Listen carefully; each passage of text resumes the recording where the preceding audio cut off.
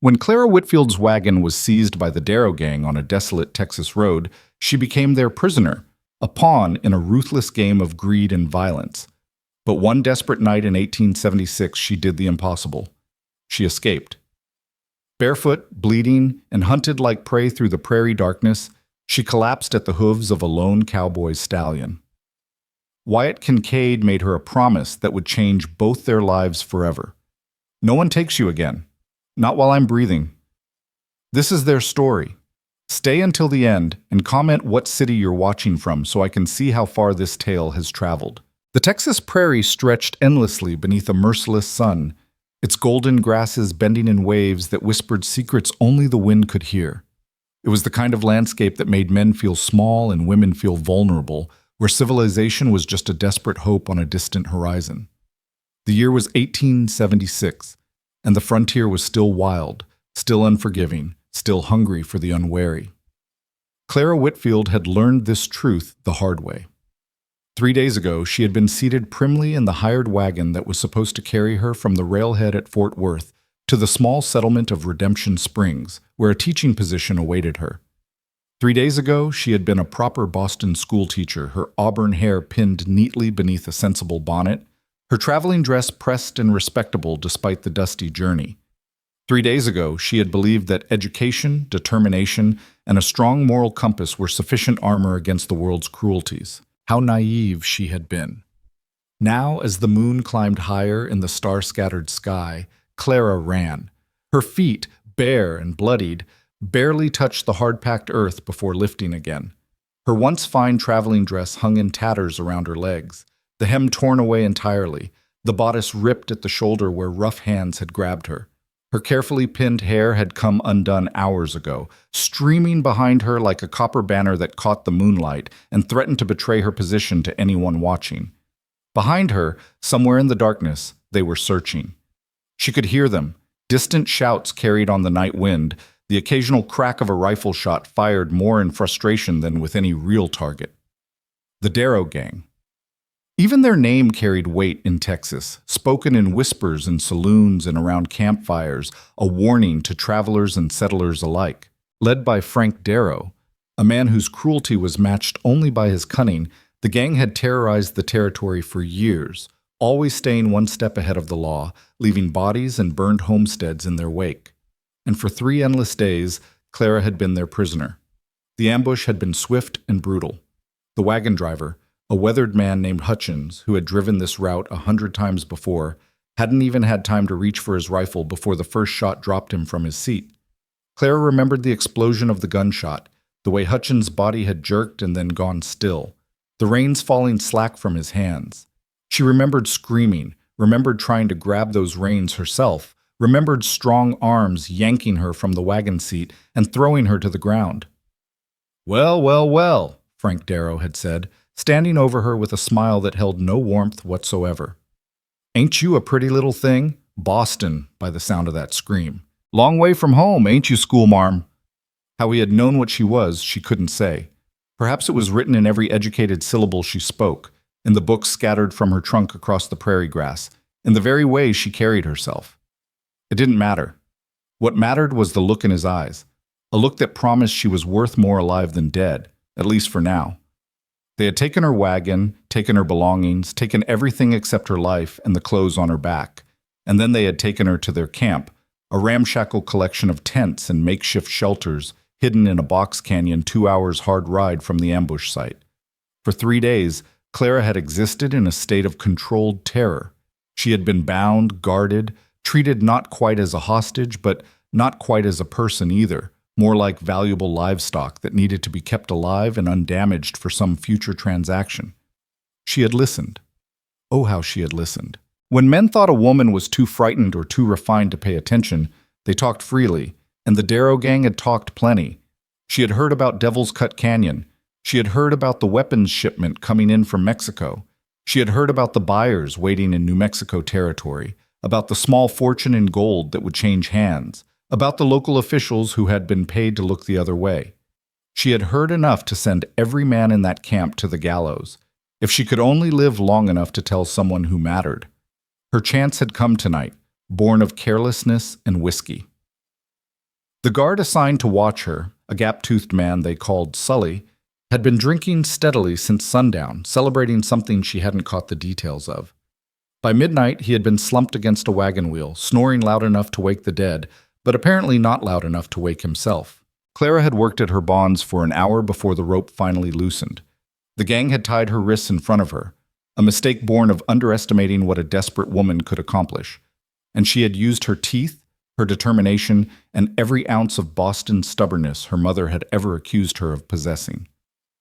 When the rope finally fell away, she had sat frozen for a long moment, hardly daring to believe her luck. Then she had run. She had left everything behind, her shoes, abandoned in the tent where they had kept her, her bonnet, lost somewhere in the first 100 yards, even the shawl that might have protected her shoulders from the night chill. None of it mattered. Nothing mattered except distance, except freedom, except survival. The prairie was both her ally and her enemy. Its vastness gave her space to run, to disappear into darkness and distance, but it also offered no shelter, no hiding place, nowhere to rest. The full moon that helped her navigate also illuminated her like a spotlight on a stage. The firm ground that allowed her to run was the same ground that held no vegetation to obscure her trail. So she ran and ran and ran until her lungs burned and her legs trembled and her feet left bloody prints in the dust. She had no idea how long she had been running when she heard it, the sound that made her heart leap into her throat and then immediately plummet to her feet. Hoofbeats. Not the thunder of multiple horses, not the sound of the gang riding her down, but a single horse moving at a steady canter, getting closer with each passing second. Clara's legs gave out. She simply couldn't run anymore. Her body had reached its limit, that point beyond exhaustion where muscles refuse to obey and the world begins to spin sickeningly. She stumbled, tried to catch herself, and went down hard on the packed earth, her hands scraping against small rocks and thorny vegetation. The hoofbeats grew louder. She tried to rise, managed to get to her hands and knees, and then heard a man's voice cut through the night. "Whoa, Ghost. Easy, boy." The horse, a pale gray stallion that looked almost white in the moonlight, came to a halt so close to Clara that she could feel the heat radiating from its body. She looked up and up at the rider silhouetted against the star-bright sky. He was tall, lean, with the kind of build that spoke of hard work and harder living. A Stetson hat shadowed his face, but she could see the strong line of his jaw, darkened with several days' stubble. He wore a long duster over range clothes, and even in her exhausted state, Clara noted the way his hand rested casually on the revolver holstered at his hip. Not threatening, but ready. "Ma'am?" His voice was deep, carrying the slow drawl of a man born to this land. "You all right?" It was perhaps the most absurd question Clara had ever heard. She was on her hands and knees in the middle of the Texas prairie in the dead of night, her dress in tatters, her feet bleeding, her hair wild around her face like a madwoman's. Did she look all right? A laugh bubbled up from her chest, half hysterical and entirely inappropriate. "Do I look all right to you, sir?" The cowboy swung down from his saddle with an easy grace that suggested he spent more time on horseback than on foot. As he approached, the moonlight finally revealed his face, and Clara found herself looking into eyes that were both cautious and concerned. Gray eyes, she thought, or perhaps blue.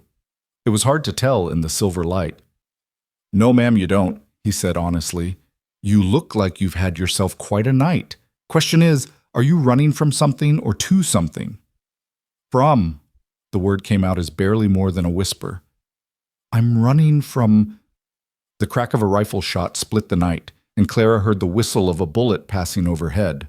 The cowboy moved faster than she would have thought possible, one arm hooking around her waist and yanking her to her feet, the other drawing his revolver in a single fluid motion.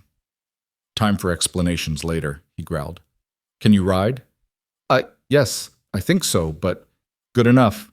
He holstered his weapon, grabbed her around the waist with both hands, and literally threw her up onto his saddle. Before Clara could even process what was happening, he had swung up behind her, one arm like an iron band around her waist, the other gathering the reins. "Hold on," he said, and it wasn't a suggestion. The gray stallion, Ghost, he had called it, exploded into motion at a touch of its rider's heels.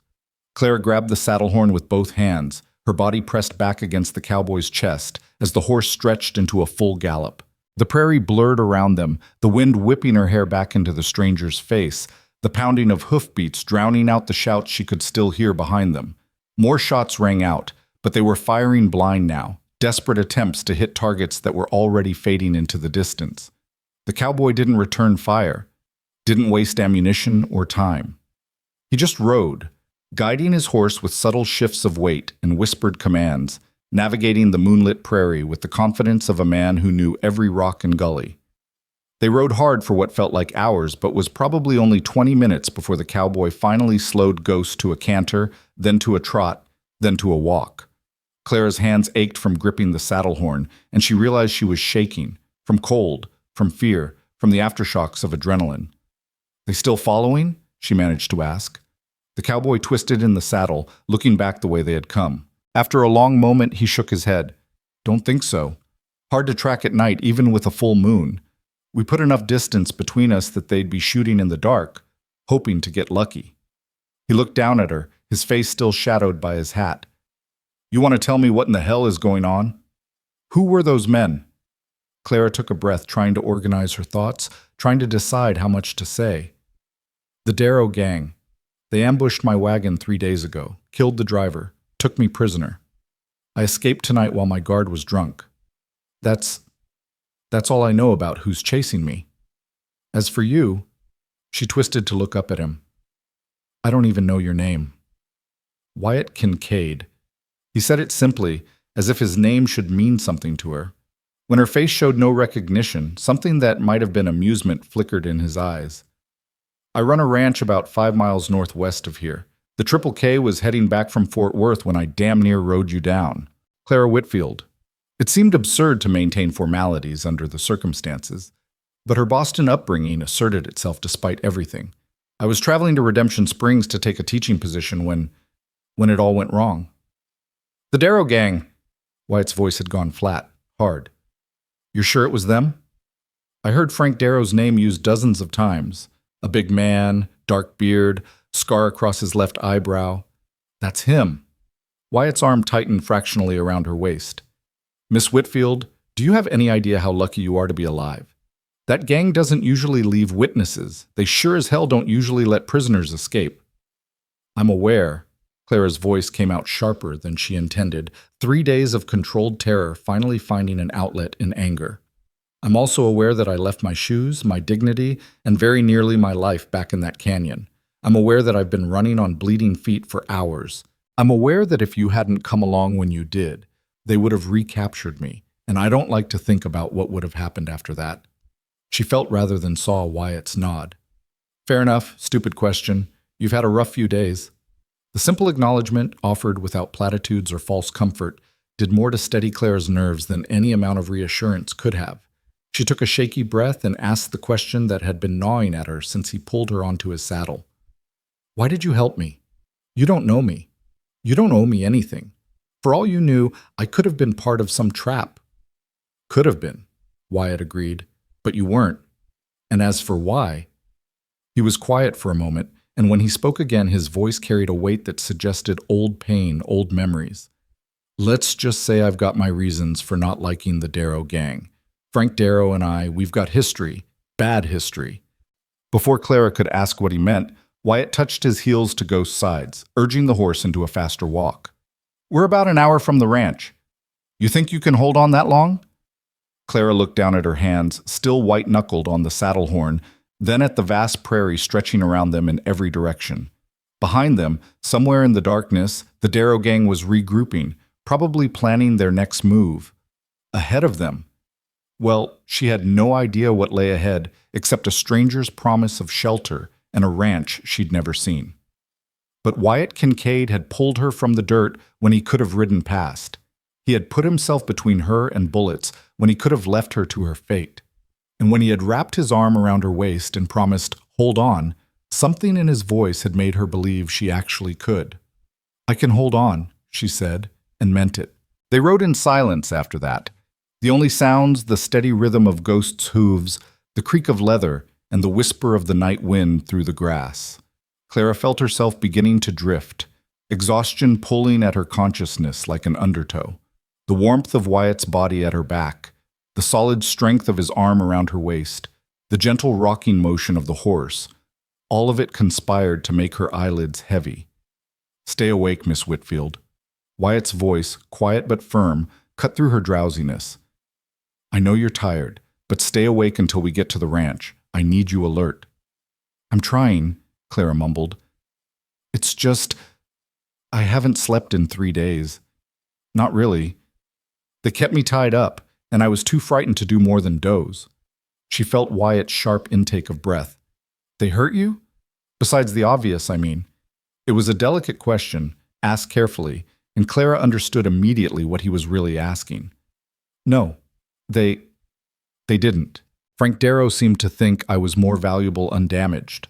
I heard him tell the others I was insurance and potential profit, though I don't know what that meant." "Ransom, probably," Wyatt said grimly. "Or he planned to sell information about a Boston school teacher to someone back east who might pay to keep their reputation clean. Darrow's got a nasty habit of extortion, but mostly—" He paused, then continued in a voice that suggested he was choosing his words carefully. "Mostly, I think he was planning to sell you to the Comancheros." Clara's blood ran cold. Even in Boston, she had heard whispers about the Comancheros, outlaws who traded with Comanche raiders, dealing in guns, whiskey, and occasionally human cargo. Women taken by the Comancheros simply disappeared, vanishing into New Mexico territory or Mexico itself, never to be heard from again. "Oh God," she whispered. "But he didn't," Wyatt said firmly. "You escaped. You got away. And now you're under my protection, and I can promise you this, Miss Whitfield." His arm tightened around her waist, and his voice dropped to something that was almost a growl. "No one takes you again, not while I'm breathing." Those words, spoken with absolute conviction under a Texas moon, would stay with Clara for the rest of her life. In that moment, pressed against a stranger's chest as they fled through the darkness, she felt something shift inside her. Not safety exactly. She was too smart to believe herself truly safe while the Darrow gang was still free, but something close to it, something like hope. "Why?" she asked again, but this time it was a different question. "Why make me that promise? You still barely know me." Wyatt was quiet for so long that Clara thought he might not answer. When he finally spoke, his voice was low, almost reluctant. "I told you Frank Darrow and I have history. What I didn't tell you is that history cost me someone I cared about, my sister, Emily. She was traveling to meet her fiancé in San Antonio 4 years back. Darrow's gang hit her stagecoach. They killed the driver, the guard, everyone except Emily and 2 other women. The women—" He paused, and Clara heard him swallow hard. "They were never seen again, never found. I spent a year searching, following every rumor, chasing every lead. Nothing." "I'm so sorry," Clara breathed. "So am I, every day." Wyatt's voice was rough with old grief. The law couldn't touch Darrow. No bodies, no proof, no witnesses who'd talk. He walked free then, and he's still walking free now. But you, Miss Whitfield, you're a witness. You were in their camp, you heard things, saw things. You might be the key to finally putting that bastard in the ground where he belongs. Clara understood then. She wasn't just a woman in need of rescue. She was evidence. She was justice waiting to happen. And Wyatt Kincaid wasn't just playing the role of gallant cowboy. He was settling an old score. "I'll testify," she said immediately. "I'll tell the law everything I heard, everything I saw. Frank Darrow talked about something called Devil's Cut Canyon. He mentioned weapons shipments from Mexico, buyers in New Mexico territory, gold changing hands. He mentioned names, local officials, I think, who were being paid off. I memorized as much as I could." She felt Wyatt go very still behind her. "You heard all that?" They didn't think a frightened Boston schoolteacher was worth watching their words around. They were wrong. A low chuckle rumbled through Wyatt's chest. "Miss Whitfield, I'm starting to think you're worth a lot more than they realized. A hell of a lot more." Before Clara could respond, Ghost's ears pricked forward, and Wyatt straightened in the saddle. "There," he said, pointing ahead. "That's the Triple K." Clara followed his gaze and saw lights in the distance. Lanterns, she realized, hanging from posts and illuminating what looked like a cluster of buildings. As they drew closer, she could make out more details. A large ranch house, painted white even in the moonlight. A barn, several smaller outbuildings, corrals with horses moving restlessly in the night. It looked solid, established, nothing like the temporary camps and makeshift shelters she'd grown accustomed to seeing on the frontier. A dog started barking as they approached, and then another voice called out. A man's voice, young and alert. "Who goes there? Identify yourself." "It's Wyatt, Jimmy. Stand down." A lanky young man emerged from the shadows near the barn, rifle in hand but pointed at the ground. As they entered the circle of light cast by the yard lanterns, his eyes went wide at the sight of Clara. "Boss, what in the—" "Get Doc Wilson," Wyatt interrupted, swinging down from Ghost and then reaching up to lift Clara from the saddle. Her legs buckled the moment her feet touched the ground, and he caught her easily, steadying her with hands on her shoulders. "And wake Thompson. Tell him we've got trouble coming, probably by morning. I need every hand on alert." "Trouble?" Jimmy's voice went up an octave. "What kind of—" "The Darrow gang kind." Wyatt's voice was clipped, all business now. "They'll be tracking us come daylight, maybe sooner. I want sentries posted at every approach to the ranch. No one gets surprised tonight. Move, Jimmy." The young man took off at a run, shouting names as he went. Clara watched him go, then looked up at Wyatt. "You really think they'll come here?" "I know they will." Wyatt's jaw was set, his eyes scanning the darkness beyond the lantern light. "Frank Darrow doesn't let witnesses go. More than that, he doesn't let anyone make him look foolish. And you escaping on his watch? That made him look very foolish indeed. He'll come, and he'll come hard." Another man appeared, older than Jimmy, with iron gray hair and the weathered face of someone who'd spent a lifetime in the sun. "Wyatt, Jimmy said something about the Darrow gang?" "Thompson." Wyatt nodded at the older man. "This is Miss Clara Whitfield. She escaped from Darrow's camp tonight. They'll be coming for her." Thompson looked Clara up and down, taking in her torn dress, her bare feet, her disheveled state, and his face hardened. "Will they now? Well, they're welcome to try. We've fought off Comanche raids and rustler gangs. We can handle some low-life outlaws." "Don't underestimate them," Wyatt warned. "Darrow's got at least a dozen men, all of them killers. We need to be smart about this." A third figure approached from the direction of the ranch house, an older woman, stout and formidable, carrying a lamp in one hand and a shawl in the other. She took one look at Clara and made a sound of pure outrage. "Wyatt Kincaid, you get that poor girl into the house this instant. Look at her. She's about to fall over. You men in your talk of raids and outlaws standing here while this child freezes." The woman draped the shawl around Clara's shoulders with surprising gentleness and fixed Wyatt with a look that would have cowed a lesser man. "Inside. Now.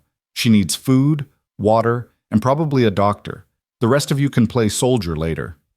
"Yes, ma'am," Wyatt said meekly, and Clara might have smiled at the sight of this tough cowboy being bossed around by a woman half his size if she hadn't been so utterly exhausted. The woman, who introduced herself as Martha, the ranch housekeeper and cook, led Clara toward the house, keeping up a steady stream of motherly clucking that was oddly comforting. Behind them, Clara could hear Wyatt organizing his men, his voice carrying authority even in the darkness. "Thompson, you're in charge of the watch rotation. 4-hour shifts, nobody sleeps unless they're off duty. Jimmy, you and Hector check all the weapons. Make sure we've got ammunition ready. Where's Collins?" "Here, boss," another voice from the darkness. "Ride to town at first light. Find Sheriff Davis, tell him we've got a witness to the Darrow gang's activities, and they're likely to hit us trying to get her back. We need the law on our side for this." The voices faded as Martha ushered Clara through the door and into the ranch house proper.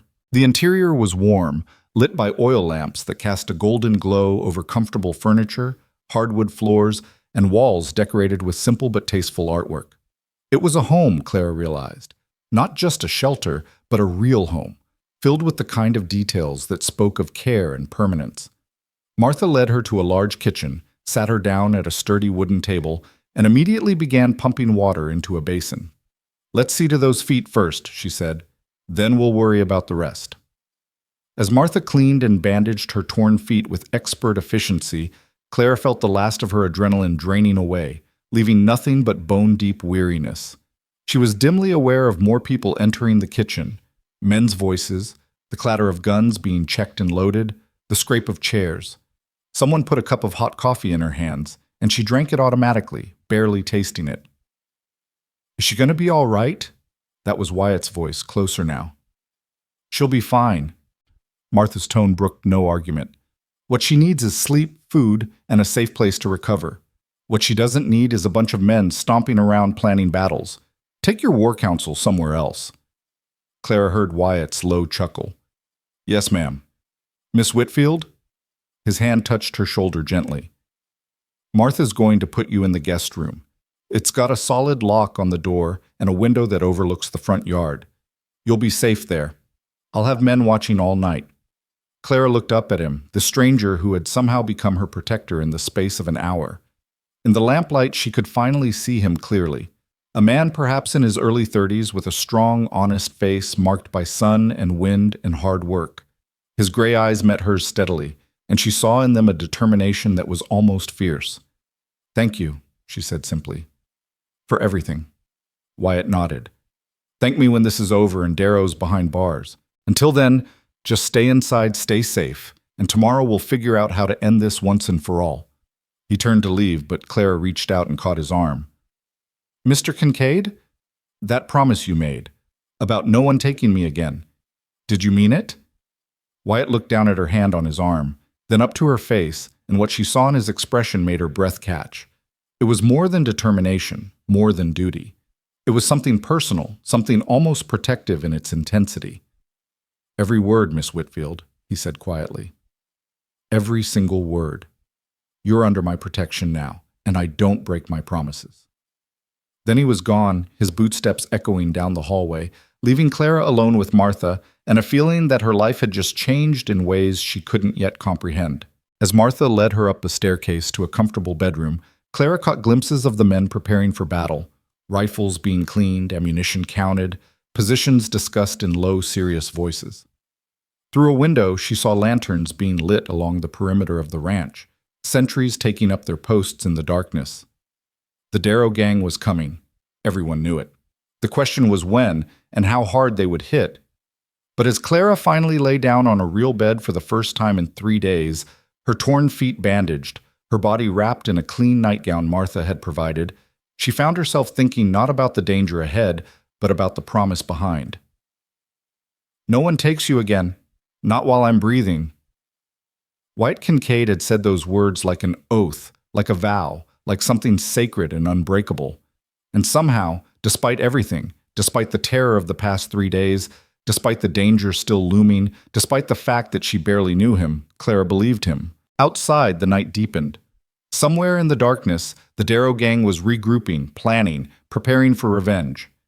But here, in this room with its sturdy lock and watchful sentries, Clara finally allowed herself to close her eyes. For the first time since the ambush, she felt something that resembled safety. And it was all because of a cowboy who had stopped his horse for a stranger and promised her something she had never expected to hear: protection, safety, a chance to fight back. Tomorrow, she knew, the real battle would begin. Frank Darrow would come for her, and when he did, blood would be spilled on Texas soil. But tonight, wrapped in borrowed cotton and guarded by men she didn't know, Clara Whitfield finally slept. And in her dreams, gray eyes watched over her, and a deep voice promised again and again, "No one takes you again." The promise of a cowboy, the beginning of something neither of them could have predicted. The first chapter in a story written in gunpowder and starlight, in courage and survival, in the vast and unforgiving heart of Texas. Dawn broke over the Triple K Ranch with the kind of golden light that poets wrote about and painters tried to capture, soft and warm, spreading across the prairie like honey poured from heaven. But the beauty of the morning was lost on the men who had spent the night preparing for war. Clara woke to the sound of voices drifting through her window, low and urgent. For a disorienting moment, she didn't know where she was. The bed was too soft, the room too clean, the air too still. Then memory crashed back like a wave. The ambush, the captivity, the desperate escape, Wyatt Kincaid's promise in the moonlight, and she sat up so quickly her head spun. Her feet throbbed with a dull, persistent ache. Looking down, she saw Martha's careful bandaging still in place, spotted with small dots of blood that had seeped through during the night. Every step was going to hurt, but Clara had endured worse. She had run through the prairie on bare, bleeding feet. She could certainly walk across a bedroom floor. A soft knock on the door made her freeze. "Miss Whitfield, you awake?" Martha's voice, warm and motherly, even through the thick wood. "Yes, I'm awake." The door opened to reveal Martha carrying a tray laden with food, eggs, bacon, biscuits, and a pot of coffee that smelled like salvation. "Figured you'd be hungry. You barely touched the soup I brought up last night before you fell asleep." She set the tray on a small table by the window and opened the curtains, flooding the room with morning light. "Eat up. You need your strength." Clara's stomach growled audibly at the sight of real food, and she realized she couldn't remember the last proper meal she'd had. The Darrow gang had fed her, but barely. Stale bread, jerky so tough it hurt her jaw, water that tasted of rust from an old canteen. This breakfast looked like a feast by comparison. "Thank you," she said, meaning it with her whole heart. "For everything. The room, the clothes, the kindness. I don't know how I'll ever repay you." Martha waved a dismissive hand. "Nonsense. You don't repay kindness, child. You pass it forward when you get the chance. Now eat before it gets cold, and then we'll see about finding you some proper clothes. Can't have you running around in my nightgown all day, even if you do wear it well." As Clara ate, and the food was as delicious as it looked, Martha moved around the room with practiced efficiency, laying out a simple dress, stockings, and a pair of worn but serviceable boots. "These were my daughters," she explained. "She married a shopkeeper in Dallas 3 years back, left most of her old things here. You look about her size, maybe a touch taller. The dress should fit well enough." "Your daughter won't mind?" "She'd be insulted if I didn't offer." Martha's smile was warm. "Besides, Wyatt's already sent a man into town to wire the territorial marshal and the sheriff in Fort Worth. You're going to be here for a few days at least, maybe longer. Can't have you living in a nightgown the whole time." The mention of Wyatt's name made Clara pause, a fork full of eggs halfway to her mouth. Is Mr. Kincaid all right? After last night, I mean?" "Wyatt? Oh, he's fine. Barely slept, but that's nothing new for him when there's trouble brewing. He's been up since before dawn, organizing the men, checking the perimeter, making plans." Martha's expression grew more serious. "He's expecting the Darrow gang to make their move soon. Question is whether it'll be today or if they'll wait and watch first." A chill ran down Clara's spine despite the warm room. "And if they come?" "Then we fight." Martha said it simply, as if discussing the weather. "This ranch has stood against Comanche raids, drought, stampedes, and every other kind of hell Texas can throw at a person. We'll stand against outlaws, too. You finish your breakfast, get dressed, and then Wyatt wants to talk to you. Says you've got information that could help put Darrow away for good." Clara nodded, her appetite suddenly diminished. The information she carried felt like a weight pressing down on her chest. Devil's Cut Canyon. Weapons shipments. Names of corrupt officials. It was valuable intelligence, the kind that could dismantle Darrow's entire operation, but only if she survived long enough to deliver it to someone who could act on it. 20 minutes later, dressed in Martha's daughter's simple cotton dress and trying not to wince with every step, Clara made her way downstairs.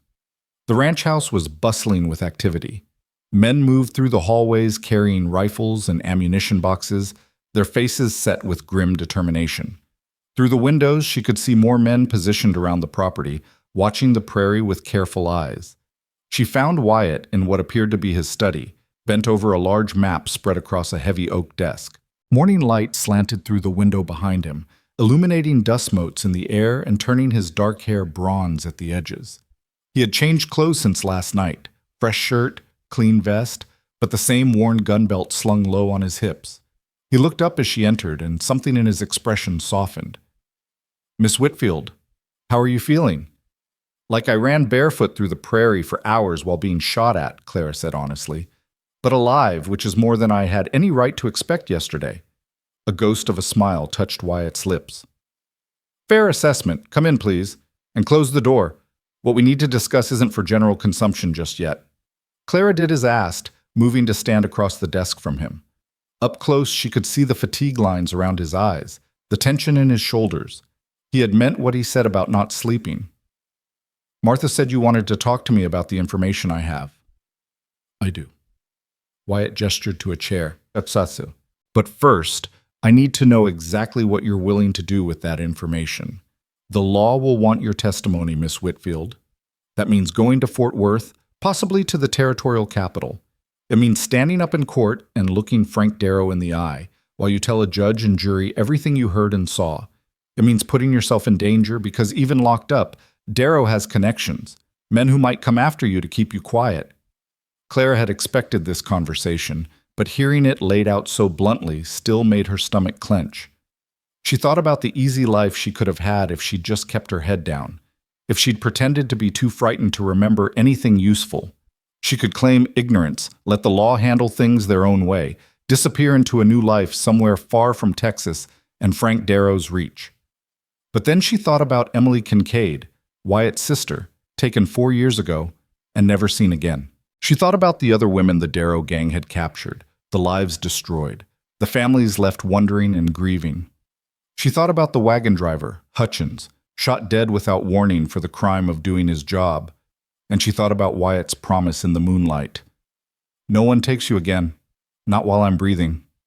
I'll testify, she said firmly. I'll tell them everything. It's the right thing to do, and more than that, it's the only thing to do. If I stay silent, I'm complicit in whatever crimes Darrow commits next. I won't carry that burden. Wyatt studied her for a long moment, his gray eyes searching her face as if looking for cracks in her resolve.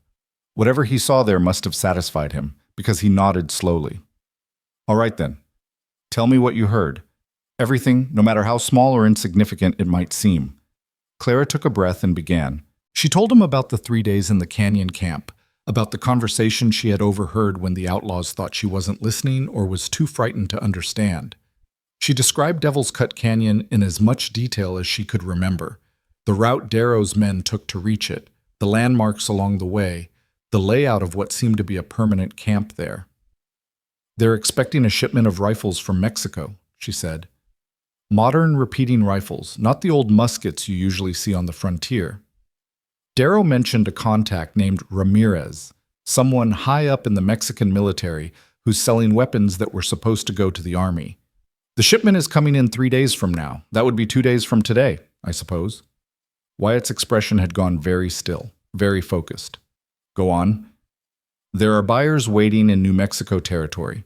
Comancheros, I think, though Darrow didn't use that name specifically. He just called them the buyers from the Northwest. They're paying in gold $5,000 for 100 rifles and ammunition. Clara's voice strengthened as she remembered more details. But that's not all. Darrow mentioned having insurance in place, officials he'd paid off to look the other way. He specifically named a Sheriff Garrett in a town called Silver Creek and someone he called the Judge, though I never heard a proper name for that one. Silver Creek is about 60 miles west of here, Wyatt said, his jaw tight. Garrett's been sheriff there for 2 years. If he's dirty, that explains a lot about why Darrow's been able to operate so freely in that region. He made a note on a piece of paper. What else? Clara closed her eyes, forcing herself to remember. One of the men, they called him Dutch, was complaining about the split. Darrow had promised them each $200 from the weapons sale, but Dutch said it wasn't enough for the risk. Darrow told him to shut up or he'd get nothing but a bullet. That's when Dutch mentioned that they had other merchandise to sell, and he looked right at me when he said it. The temperature in the room seemed to drop several degrees. When Clara opened her eyes, Wyatt's face had gone hard as granite. The Comancheros, he said quietly. They don't just buy weapons. They buy people, too. Women, mostly, to sell further south into Mexico or west into the territories where the law can't reach. His hands had curled into fists on the desk. That's what happened to Emily. That's what they had planned for you. I know. Clara's voice was steady despite the fear curling in her belly. I figured it out on the second day. That's why I ran when I had the chance. Death in the prairie seemed preferable to whatever fate Darrow had in mind. Wyatt stood abruptly, turning to face the window, his back to her. For a long moment he said nothing, and Clara could see the tension radiating through his frame like a bowstring pulled taut. When he finally spoke, his voice was rough with barely controlled emotion. I've spent 4 years hunting the man who took my sister. 4 years following cold trails and dead ends, watching him slip through the law's fingers time and again. And now you walk into my life with enough information to finally put him in the ground where he belongs. He turned back to her, and the intensity in his eyes made her breath catch. You understand what you've given me, Miss Whitfield. You've given me justice, or at least the chance at it. Then take it, Clara said simply. Use what I know. Stop him before he can hurt anyone else. A knock at the door interrupted them. Boss, you in there? Thompson's voice urgent. Come in. The older ranch hand entered, his weathered face grim. We've got riders approaching from the southeast, 5 of them, moving slow and careful. They're staying just out of rifle range, but they're circling the property like they're looking for weak spots. Wyatt's expression shifted instantly from emotional to tactical. The Darrow gang? Can't say for certain at this distance, but I'd bet my last dollar on it. They're too organized to be drifters, too cautious to be friendly visitors. Get everyone to their positions. No one fires unless fired upon, but if they make a move toward the house or the barn, put them down. I want Collins? Already sent him to town 2 hours ago, like you ordered. Should be talking to Sheriff Davis by now. Good.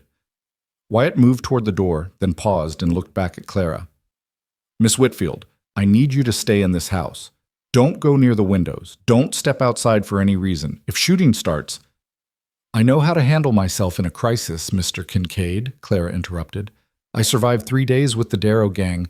I can certainly survive a siege in a fortified ranch house. Something that might have been admiration flickered across Wyatt's face. I don't doubt it, but humor me anyway. Stay inside, stay low, and if anything happens to me, nothing's going to happen to you. But if it does, Wyatt continued firmly, Thompson knows what to do. He'll get you to Fort Worth, to the territorial marshal. You give them the information you just gave me. You make sure Darrow hangs, no matter what. Promise me. Clara stood, ignoring the protest from her injured feet, and crossed to where he stood. Looking up into his face, she saw past the hard exterior to the man beneath. A man who had lost his sister, who had spent years pursuing justice, who had stopped his horse for a stranger in the night and promised her protection. A man who kept his promises, no matter the cost. I promise, she said, but you're going to be fine. You're going to see this through, and we're both going to watch Frank Darrow hang. For a heartbeat, they stood there, close enough that Clara could see the flecks of darker gray in his eyes, could smell the scent of leather and gunpowder, and something uniquely him. Then Wyatt nodded once, sharp and decisive, and strode from the room with Thompson at his heels. Clara moved to the window, carefully, staying to the side where she couldn't be seen from outside, and looked out at the ranch. The 5 riders Thompson had mentioned were visible now, dark shapes against the golden prairie, circling slowly like vultures over carrion. Even from this distance, she could feel the menace radiating from them. Martha appeared at her elbow, silent as a ghost. Those are bad men out there, the older woman said quietly. Men who've killed before and won't hesitate to kill again. But Wyatt's faced worse. He'll protect this ranch and everyone in it, or die trying. That's what I'm afraid of, Clara murmured. The morning stretched into afternoon with agonizing slowness.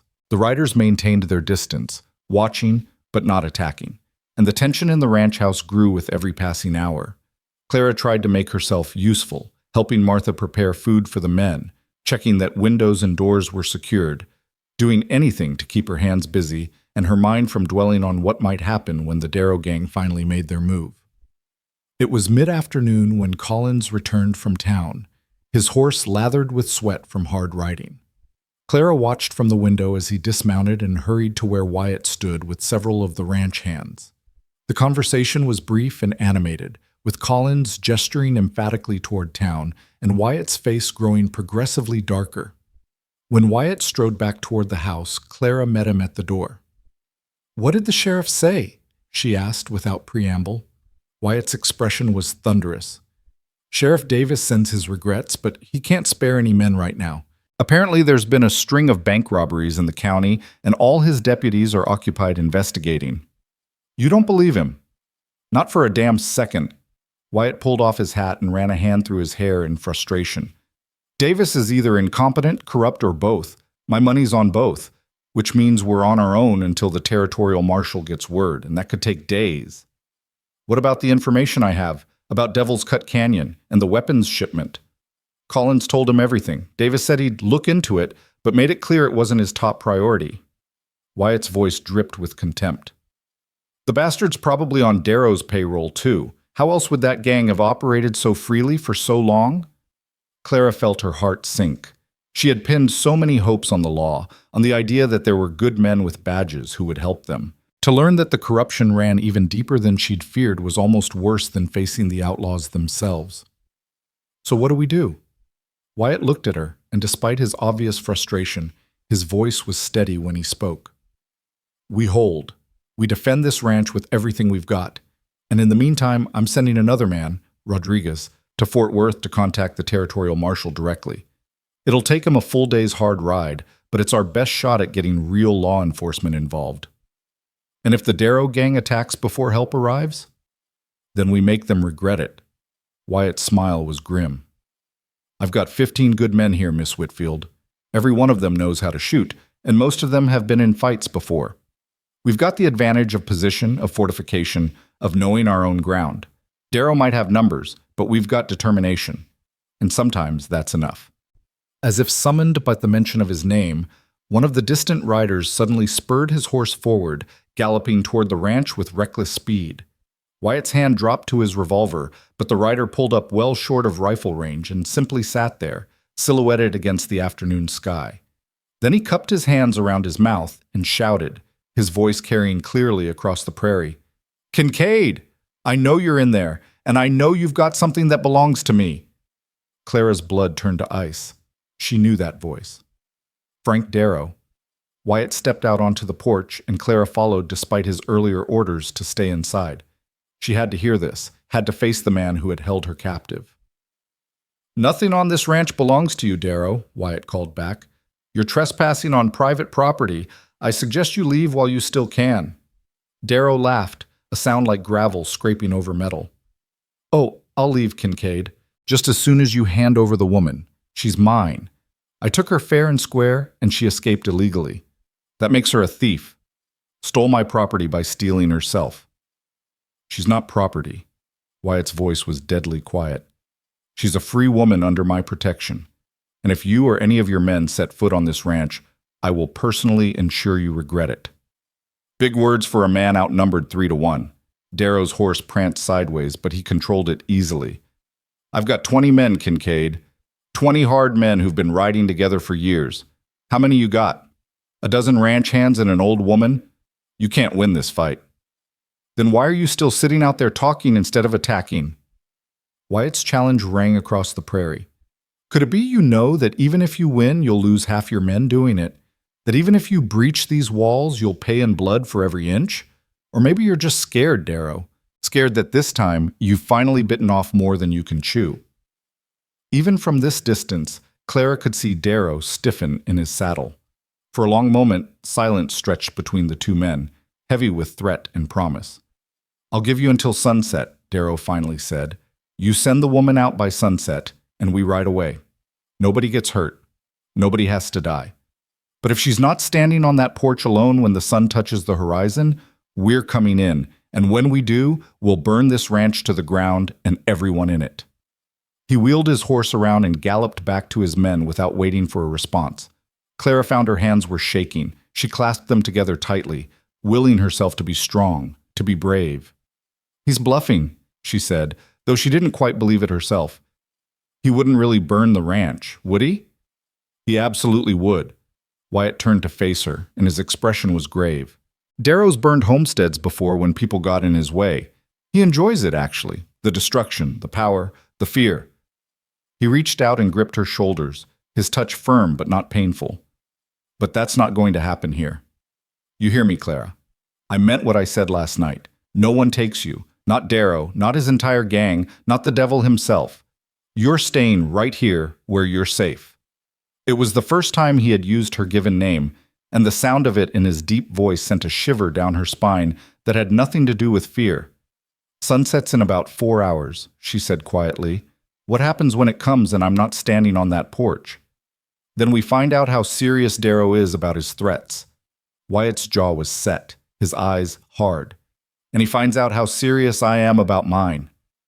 The afternoon crawled toward evening with agonizing slowness. Wyatt's men reinforced their positions, checked and rechecked their weapons, and waited with the patience of men who knew that violence, when it came, would be swift and brutal. Martha and Clara prepared what medical supplies they had: bandages, whiskey for sterilizing wounds, thread and needles for stitching, and tried not to think about how inadequate it all seemed. As the sun began its descent toward the western horizon, painting the prairie in shades of gold and amber, Clara found herself standing in Wyatt's study again, looking at the map he had been examining that morning. Devil's Cut Canyon was marked on it, a narrow slash of ink in the wilderness about 30 miles northwest of the ranch. "You're thinking," Wyatt's voice came from the doorway. "I can see the wheels turning." Clara turned to face him. "I'm thinking about what you said earlier, about how Darrow's operated freely for so long because the local law is either incompetent or corrupt. But what if we could bypass the local law entirely? What if we could give the territorial marshal such compelling evidence that he had no choice but to act immediately? The information you already provided should be enough for that." "Should be, but might not be, especially if the marshal is cautious, or if Darrow's corruption reaches higher than we think." Clara moved closer to the map, her finger tracing the route to Devil's Cut Canyon. "But if we could catch them in the act, if we could raid that weapons shipment while it's actually happening, there would be no room for doubt, no way for corrupt officials to ignore it or sweep it under the rug." Wyatt's eyes narrowed. "You're suggesting we go after them ourselves." "I'm suggesting we don't just sit here waiting to be attacked. We take the fight to them." Clara's voice grew stronger as the idea took shape. "Think about it. Right now, Darrow's focused on getting me back. He's got men here watching the ranch. That means Devil's Cut Canyon might be less defended than usual. If we could get word to the territorial marshal about when and where that weapons deal is happening." "It's too dangerous," Wyatt interrupted. "Even if your logic is sound, which I'm not saying it is, we can't leave the ranch undefended to go chasing after some weapons shipment that might not even happen." "But it will happen. Darrow mentioned it multiple times. He's counting on that money, on that gold from the Comancheros. It's too big an opportunity for him to pass up." Clara stepped closer to Wyatt, her eyes searching his face. "You said you wanted justice for your sister. This is how we get it. Not by cowering here waiting for him to attack, but by destroying his operation completely. Cut off his money, expose his corruption, give the law evidence so overwhelming they have no choice but to act." Wyatt was quiet for a long moment, his expression unreadable. Outside, the sun continued its descent, and Clara knew they were running out of time. In less than an hour, Darrow's deadline would expire. "Even if I agreed with you," Wyatt finally said, "which I'm not saying I do, there's no time to organize a raid. The shipment's coming in tomorrow, you said. That's barely 24 hours away." "Then we move fast. We send a rider tonight to the territorial marshal with full details, locations, times, names. We keep enough men here to hold the ranch if Darrow attacks, but we take a small team to Devil's Cut Canyon to witness the exchange and provide backup if the marshal can get men there in time." "And if the marshal can't? If we end up facing Darrow and the Comancheros alone?" "Then we do what you've been doing for 4 years," Clara said quietly. "We survive. We fight. We make sure that even if we go down, we take Frank Darrow with us." Wyatt stared at her for a long moment, and Clara could see the war playing out behind his eyes. The desire for vengeance battling against the responsibility to protect his ranch and his people, the hunger for justice fighting against the practical reality of their situation. "You're either very brave or very foolish," he finally said.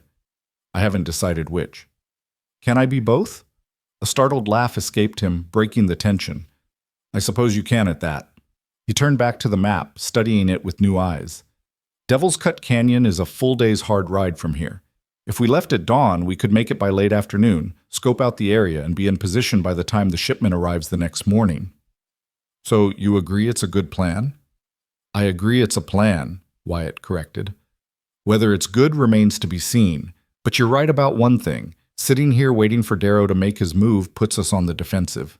I'd rather be on the offense dictating the terms of engagement rather than reacting to his." Before Clara could respond, the sound of rapid hoofbeats echoed across the ranch yard, followed by shouting. Wyatt was out the door and running before she could even process what was happening. She followed, her heart pounding, and emerged onto the porch to see Thompson and two other men dragging someone from a horse, someone bloody and barely conscious.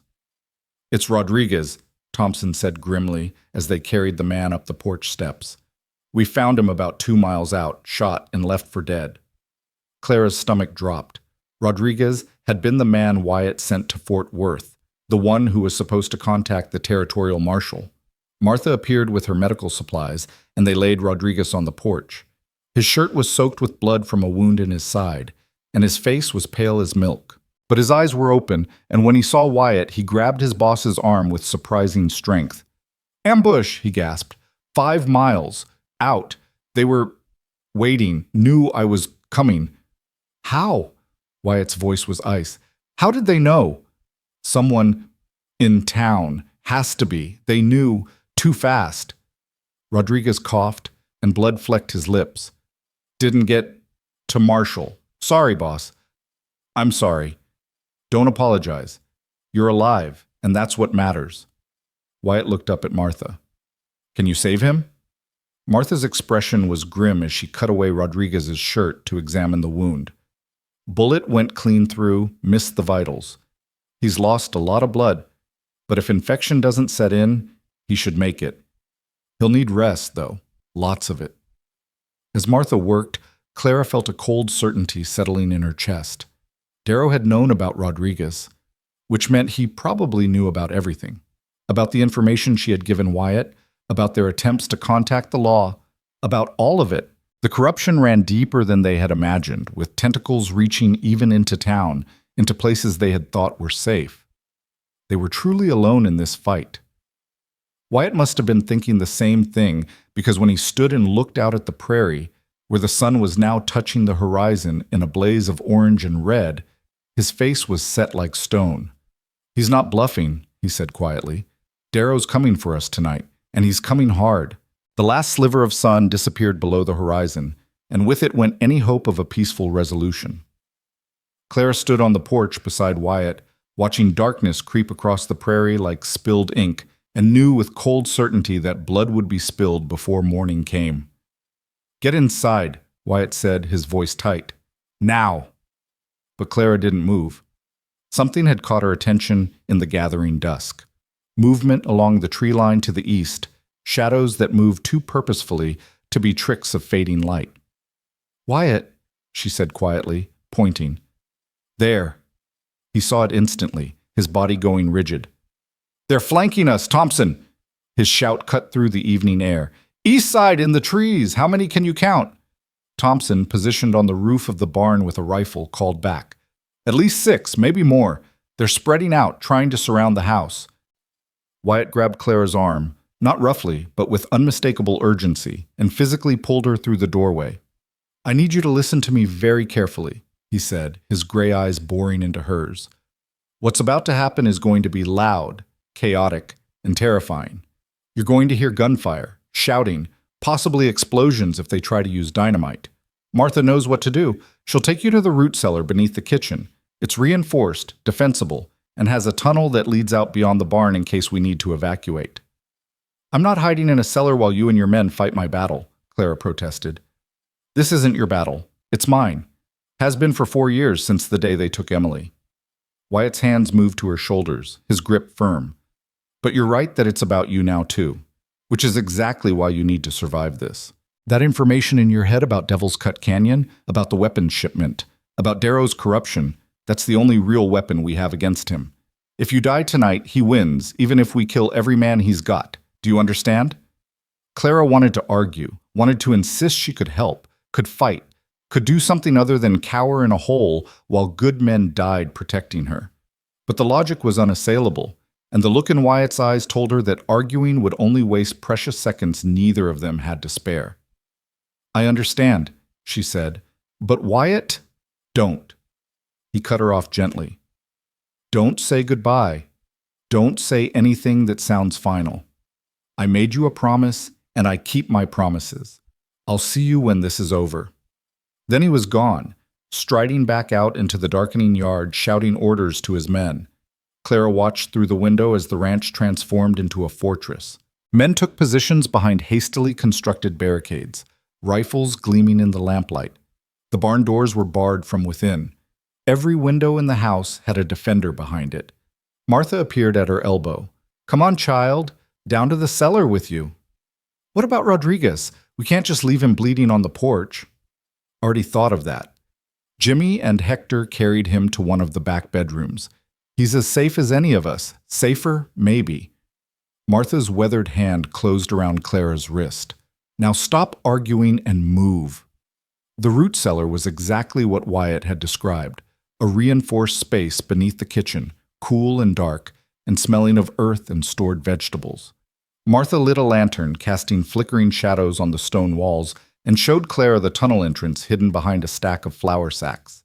"If things go bad up there, you run," Martha said bluntly. "Don't wait for permission. Don't try to be brave. You run through that tunnel, and you keep running until you hit the Redford Ranch about 8 miles northwest. Tell James Redford that Wyatt Kincaid needs help, and he'll come with every man he's got. Redfords and Kincaids have been friends for 3 generations. He won't let us down." "You're not coming with me?" Clara asked, already knowing the answer. "Someone's got to stay up there and tend the wounded. That's my job. Has been for 20 years on this ranch." Martha's smile was sad but steady. "Don't you worry about me, Miss Whitfield. I've survived worse than a gang of outlaws. You just remember what I told you about the Redford Ranch if things go sideways." The older woman climbed back up the ladder, and Clara heard the trapdoor close with a decisive thud. Then there was nothing but silence, broken only by the rapid hammering of her own heart and the distant sounds of men preparing for battle. The waiting was almost worse than the captivity had been. At least with the Darrow gang, Clara had known what to expect. Cruelty, yes, but purposeful cruelty, calculated to keep her valuable and undamaged. This was different. This was the terrible anticipation of violence, the knowledge that men were about to kill and die, and there was nothing she could do but sit in a dark hole and pray. She didn't know how long she waited. It could have been 10 minutes or an hour. Time seemed to stretch and contract in the darkness, marked only by the thundering of her pulse and the occasional creak of floorboards overhead as people moved through the house. Then the first shot cracked through the night, and all hell broke loose. The gunfire started as scattered shots, testing shots, the Darrow gang probing the ranch's defenses. But it quickly escalated into a sustained barrage that made the cellar walls vibrate. Clara could hear men shouting, the boom of rifles, the sharper crack of revolvers, the sound of breaking glass as bullets punched through windows. She pressed her hands over her ears, trying to block out the noise, but it was impossible. The battle raged directly above her, a storm of lead and fury that made the very air shake. She heard someone scream, a man's voice, high and agonized, cut short by another gunshot. She heard Wyatt's voice roaring orders, though she couldn't make out the words. She heard the unmistakable whoosh of fire catching and smelled smoke starting to filter down into the cellar. They were burning the ranch, just as Darrow had threatened. Clara's hands dropped from her ears. She couldn't just sit here while the house burned down around her, couldn't hide while men fought and died. Moving on instinct, she grabbed the lantern and climbed the ladder, pushing the trapdoor open just enough to peer into the kitchen. The room was chaos. Smoke hung thick in the air, and through the windows she could see flames licking up the side of the barn. Men crouched behind overturned furniture, firing through broken windows at shadowy figures outside. The acrid smell of gunpowder mixed with the thicker smoke of burning wood.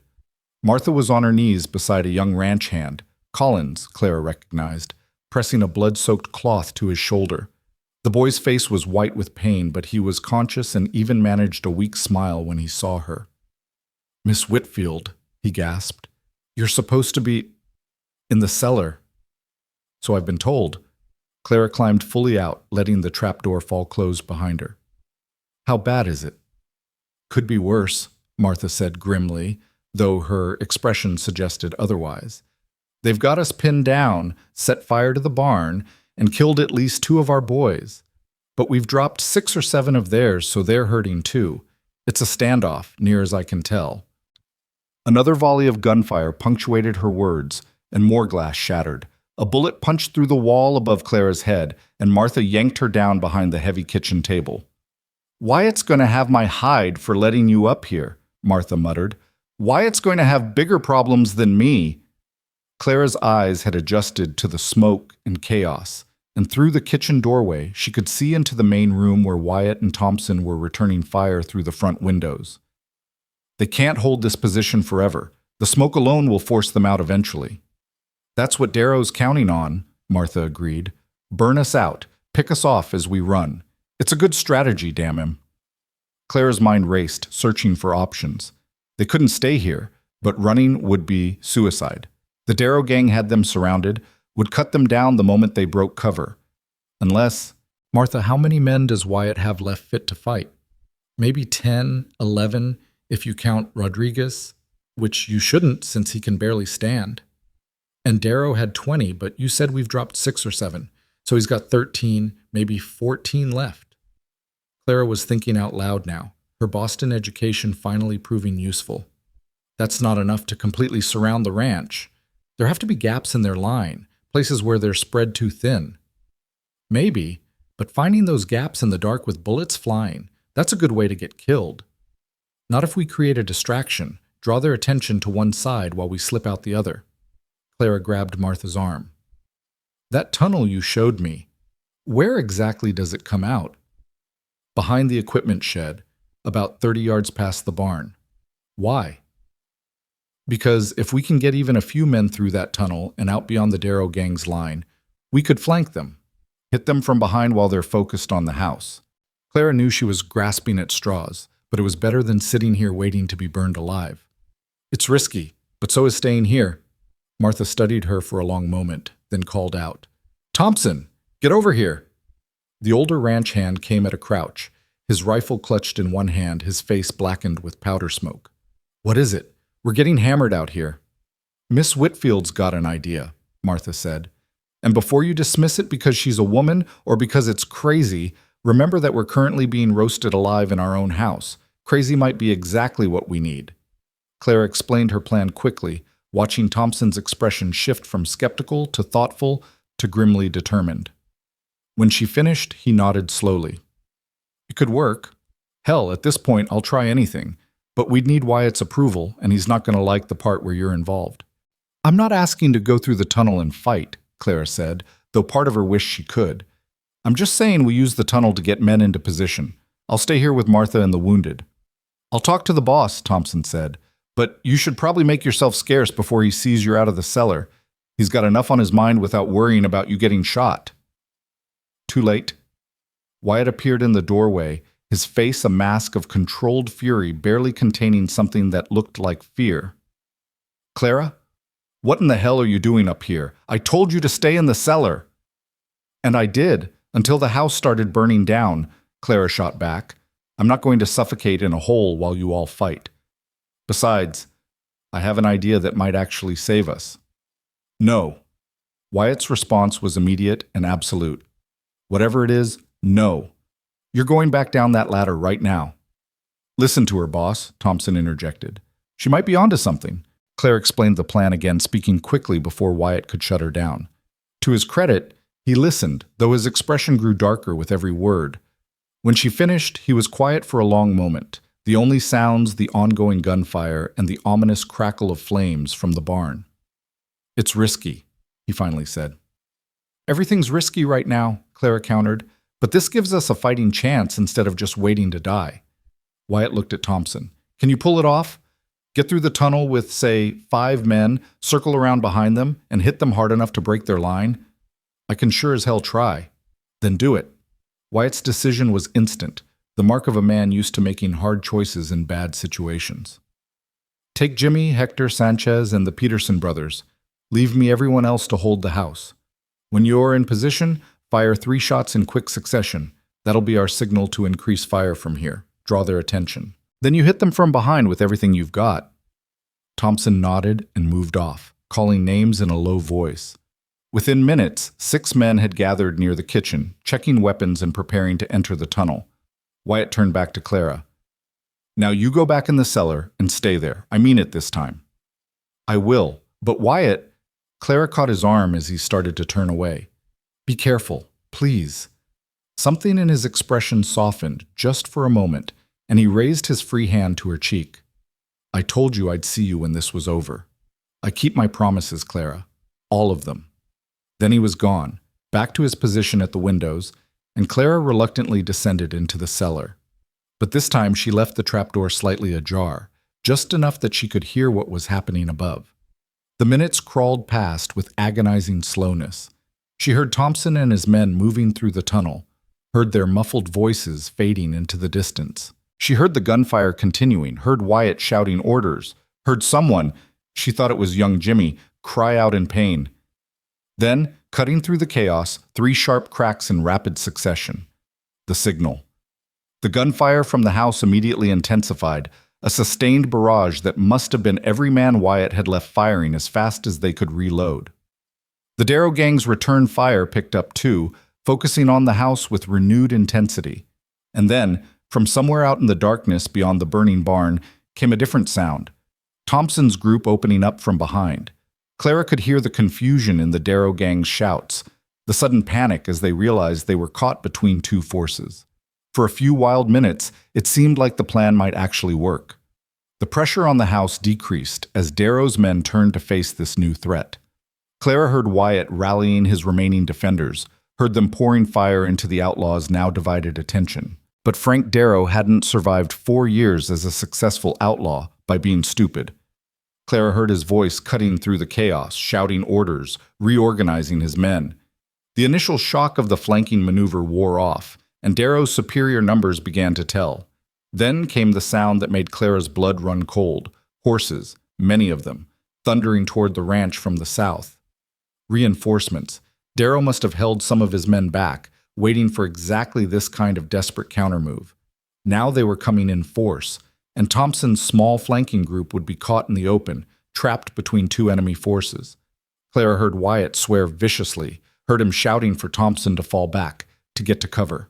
But his voice was lost in the thunder of hoofbeats and renewed gunfire. She couldn't stay down here anymore. Every instinct screamed at her to do something, anything, even though she knew logically that there was nothing she could do. She was one woman with no weapon and no combat training, trapped in a cellar while the battle raged above. The trapdoor suddenly flew open, and Martha's face appeared, streaked with soot and blood. "Come on, we're evacuating. Wyatt's orders." What happened? Darrow brought more men, too many for us to hold against. We're outnumbered 3 to 1 now, maybe worse. We have to run while we still can. Martha was already climbing down, grabbing Clara's arm. "Through the tunnel, quickly. The Redford Ranch, remember?" Clara let herself be pulled into the tunnel, a narrow passage barely wide enough to crawl through, its walls rough earth shored up with wooden beams. Behind them she could hear Martha calling to the wounded men, helping those who could move, making the agonizing decision to leave those who couldn't. The tunnel seemed to stretch forever, dark and close and terrifying. Clara's bandaged feet screamed with every inch of progress, her dress catching on rough edges, her lungs burning with exertion and fear. But she kept moving, kept crawling, Martha's labored breathing right behind her. They emerged behind the equipment shed, exactly as Martha had described, into a nightmare landscape of fire and smoke. The barn was fully engulfed now, flames reaching toward the star-filled sky like grasping fingers. The house was burning too, smoke pouring from broken windows. And everywhere, there was gunfire. "There!" Martha pointed toward a cluster of trees about 100 yards distant. "We make for those trees, then keep going north. Don't stop. Don't look back." "What about Wyatt, Thompson, the others?" "They'll follow when they can. Now run." They ran. Clara's torn feet left bloody prints in the dirt, but she ignored the pain, ignored everything except the desperate need to reach those trees. Bullets kicked up dust around them, someone was shouting, and she heard horses somewhere close. They were perhaps halfway to the trees when Clara heard hoofbeats directly behind them. She risked a glance back and saw a rider bearing down on them, his face twisted with savage triumph. She recognized him, Dutch, the gap-toothed outlaw who had complained about his cut of the weapons deal. "Martha, run!" Clara shoved the older woman forward toward the trees, knowing even as she did it that it was futile. Dutch would ride them both down in seconds. But then another rider appeared from the smoke, Ghost's pale coat unmistakable even in the firelight. Wyatt drove his horse directly into Dutch's path, and the 2 mounts collided with bone-jarring force. Both men were thrown from their saddles, rolling in the dirt. Dutch came up first, clawing for his revolver, but Wyatt was faster, his gun already in his hand, and the single shot echoed across the chaos of the battlefield. Dutch fell and didn't move again. Wyatt stood, swaying slightly, and Clara saw blood streaming down his left arm. He'd been hit, though she couldn't tell how badly in the dim light. "Wyatt!" She started toward him, but he waved her back. "Go! Get to the trees! I'll cover you!" "Not without you!" "Damn it, Clara! For once in your life, just do what you're told!" His shout was raw with fear and fury. "I can't protect you if you won't let me! Now go!" Clara went, hating every step, her heart tearing itself apart as she left him standing there bleeding. Martha caught her arm as she reached the trees, pulling her into the relative safety of the shadows. "He'll be fine," Martha said, though her voice shook. "Wyatt survived worse. He'll come through." They crouched in the underbrush, watching the battle unfold. Wyatt had remounted Ghost and was riding hard for the burning ranch house, laying down covering fire as other figures emerged from the smoke. Thompson, limping badly, but alive. Young Jimmy, supporting a wounded Hector. 3 other ranch hands whose names Clara didn't know. And then she saw him. Frank Darrow himself, mounted on a big black horse, riding straight for Wyatt with a rifle raised to his shoulder. "No!" The scream tore from Clara's throat before she could stop it. Wyatt heard her, or perhaps he sensed the danger. He wheeled Ghost sharply to the left just as Darrow fired. The bullet missed by inches, and Wyatt returned fire. But Darrow was already moving, spurring his horse toward the trees, toward Clara and Martha. "He knows we're here," Martha breathed. "He heard you scream. He's coming for us." There was no time to run, nowhere to hide. Darrow crashed through the underbrush on horseback, his face demonic in the firelight, his rifle swinging toward them. Clara did the only thing she could think of. She grabbed a fallen branch, substantial, as thick as her wrist, and swung it with all her strength at the horse's legs as Darrow burst into the clearing. The horse shrieked and reared, its front hooves pawing the air. Darrow, caught by surprise, lost his stirrups and tumbled backward from the saddle.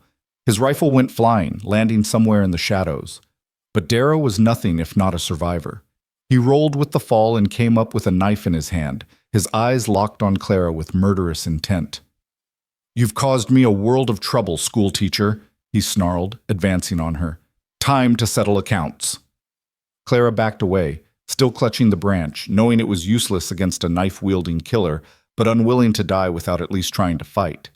Martha stepped up beside her, and Clara saw to her shock that the older woman had produced a small derringer from somewhere in her apron. "Stay back, Darrow," Martha warned, her voice steady despite the tremor in her hands. "I may be old, but I can still shoot straight at this range," Darrow laughed. "That pea shooter?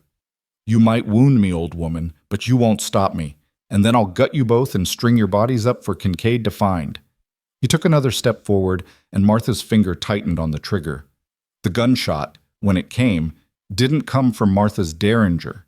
It came from behind Darrow, and the outlaw's eyes went wide with shock as he looked down at the spreading red stain on his chest. He turned, stumbling, and Clara saw Wyatt standing at the edge of the clearing, his revolver still raised, his face like carved stone. "You don't touch her," Wyatt said quietly. "I told you, no one takes her, not while I'm breathing." Darrow's knife slipped from his fingers. He opened his mouth as if to speak, but only blood came out. Then his legs gave way and he collapsed, first to his knees and then forward onto his face. The sudden silence was deafening. Somewhere in the distance, the gunfire was dying down, the battle ending as the Darrow gang realized their leader had fallen. Clara could hear men shouting, could hear the crackle of flames from the burning buildings, could hear her own ragged breathing. But all she could see was Wyatt, standing there with smoke curling from his revolver, his arm hanging limp and bloody at his side, looking at her with an expression that held relief and fear and something else she couldn't quite name. "Clara," her name on his lips, rough as gravel. "Are you hurt?" She shook her head, unable to speak past the lump in her throat. "Good. That's good." Wyatt swayed on his feet, and Clara realized he was more badly wounded than she'd thought. "Thompson," he called out, his voice already fading. "Get the women to safety. Get everyone to the Redford Ranch. Tell James." He blinked hard as if trying to focus. Tell him we need help. Fire. Wounded. Darrows. He didn't finish the sentence. His eyes rolled back and he crumpled to the ground like a puppet with cut strings. Clara was at his side in an instant, heedless of the danger, heedless of everything except the terrible fear that she'd lost him just when she'd realized how much he meant to her. Wyatt! Wyatt, stay with me! She pressed her hands to the wound in his arm, trying to stop the bleeding, but there was so much blood, too much blood. Martha, help me! The older woman was there immediately, her skilled hands assessing the damage with practiced efficiency. He's lost a lot of blood, but the bullet went through clean. If we can get him to a doctor... She looked up at Thompson, who had limped over with several other ranch hands. We need to move now. The fire's spreading, and some of Darrow's men are still out there. Thompson nodded grimly. I'll get the horses. We ride for the Redford Ranch and pray to God we make it. As they lifted Wyatt's unconscious form and secured him across Ghost's saddle, Clara felt something hard and cold settle in her chest. Frank Darrow was dead, shot down by the man he'd been hunting. But the victory felt hollow with Wyatt bleeding and unconscious, with the ranch burning behind them, with good men dead or wounded in the smoke and chaos. She climbed up behind Wyatt, one arm wrapped around his waist to keep him stable, and whispered against his ear words she wasn't even sure he could hear. You promised you'd see me when this was over. You promised you keep your promises. So don't you dare die on me, Wyatt Kincaid. Don't you dare. The ride to the Redford Ranch was a blur of pain and fear and desperate hope. The small group of survivors, fewer than half the men who had been defending the Triple K just hours before, pushed their exhausted horses through the night, always listening for pursuit, always fearing that Darrow's remaining men would regroup and come after them. But no pursuit came.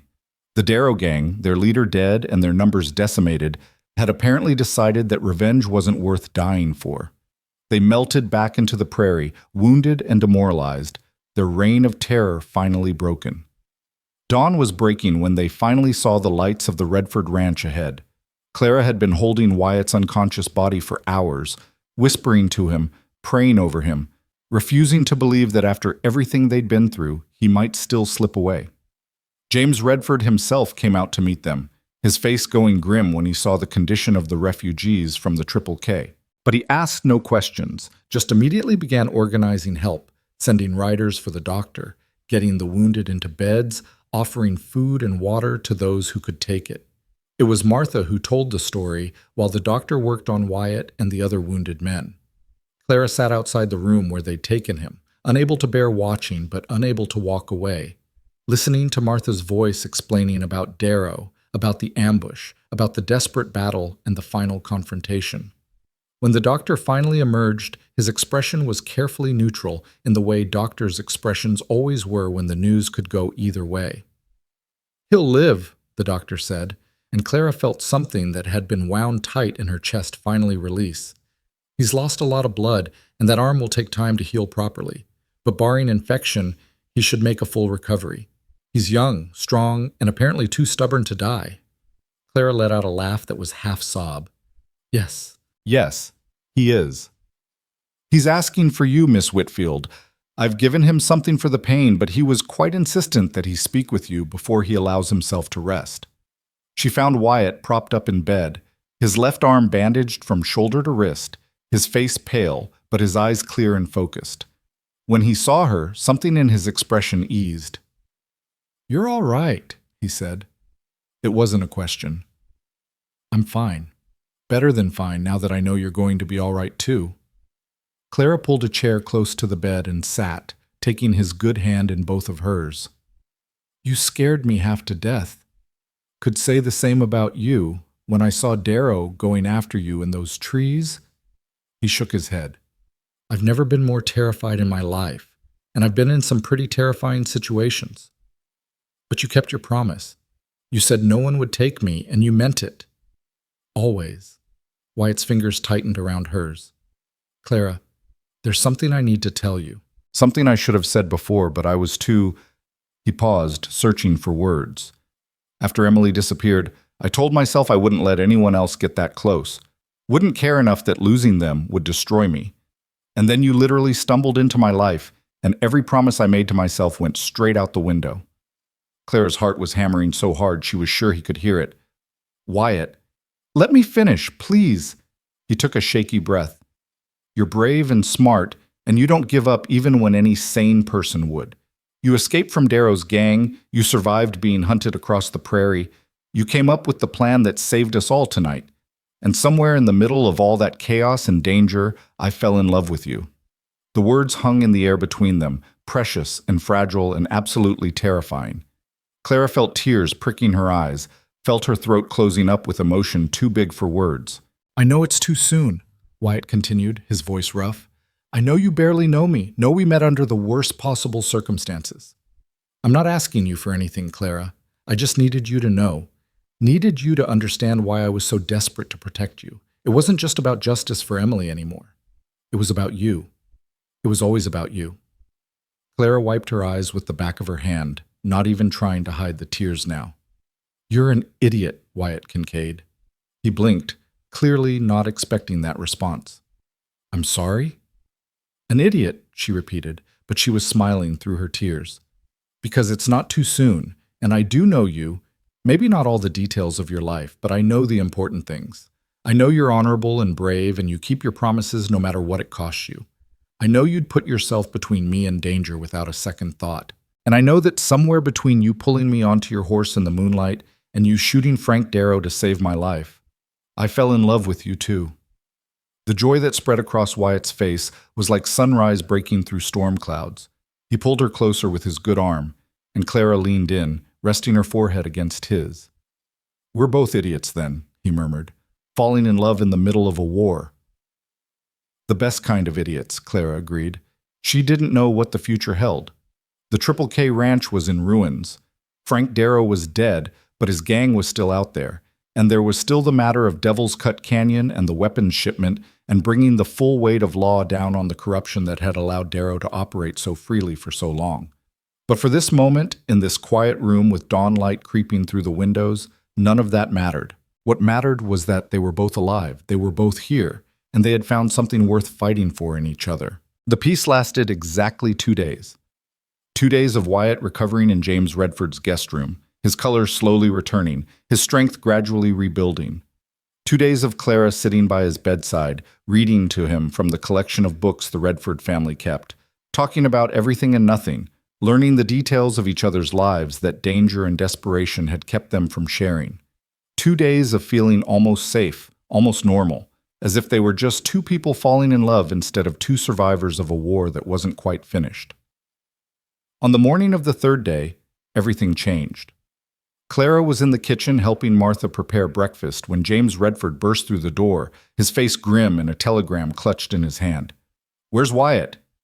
"Still in bed, though the doctor said he could get up and move around today if he takes it slow," Martha answered, wiping flour from her hands. "What's wrong, James?" "This." He thrust the telegram at her. "Just came in from Fort Worth. The territorial marshal finally got word about Darrow and the weapons shipment." Clara's heart lurched. She'd almost forgotten about Devil's Cut Canyon in the chaos of the attack and its aftermath, but the weapons deal was supposed to happen today. Or had it already happened? She'd lost track of the days in the desperate flight to the Redford ranch. Martha read the telegram, her face growing steadily darker. When she finished, she handed it to Clara without a word. The message was brief and bureaucratic in the way that official communications always were, but its meaning was crystal clear.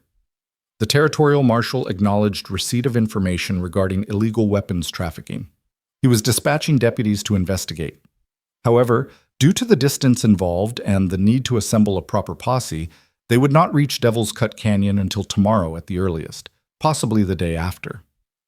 "They're too late," Clara said flatly. "The shipment was supposed to arrive yesterday. If Darrow's remaining men went ahead with the deal despite losing their leader, it's already done. Or, James said carefully, they postponed it.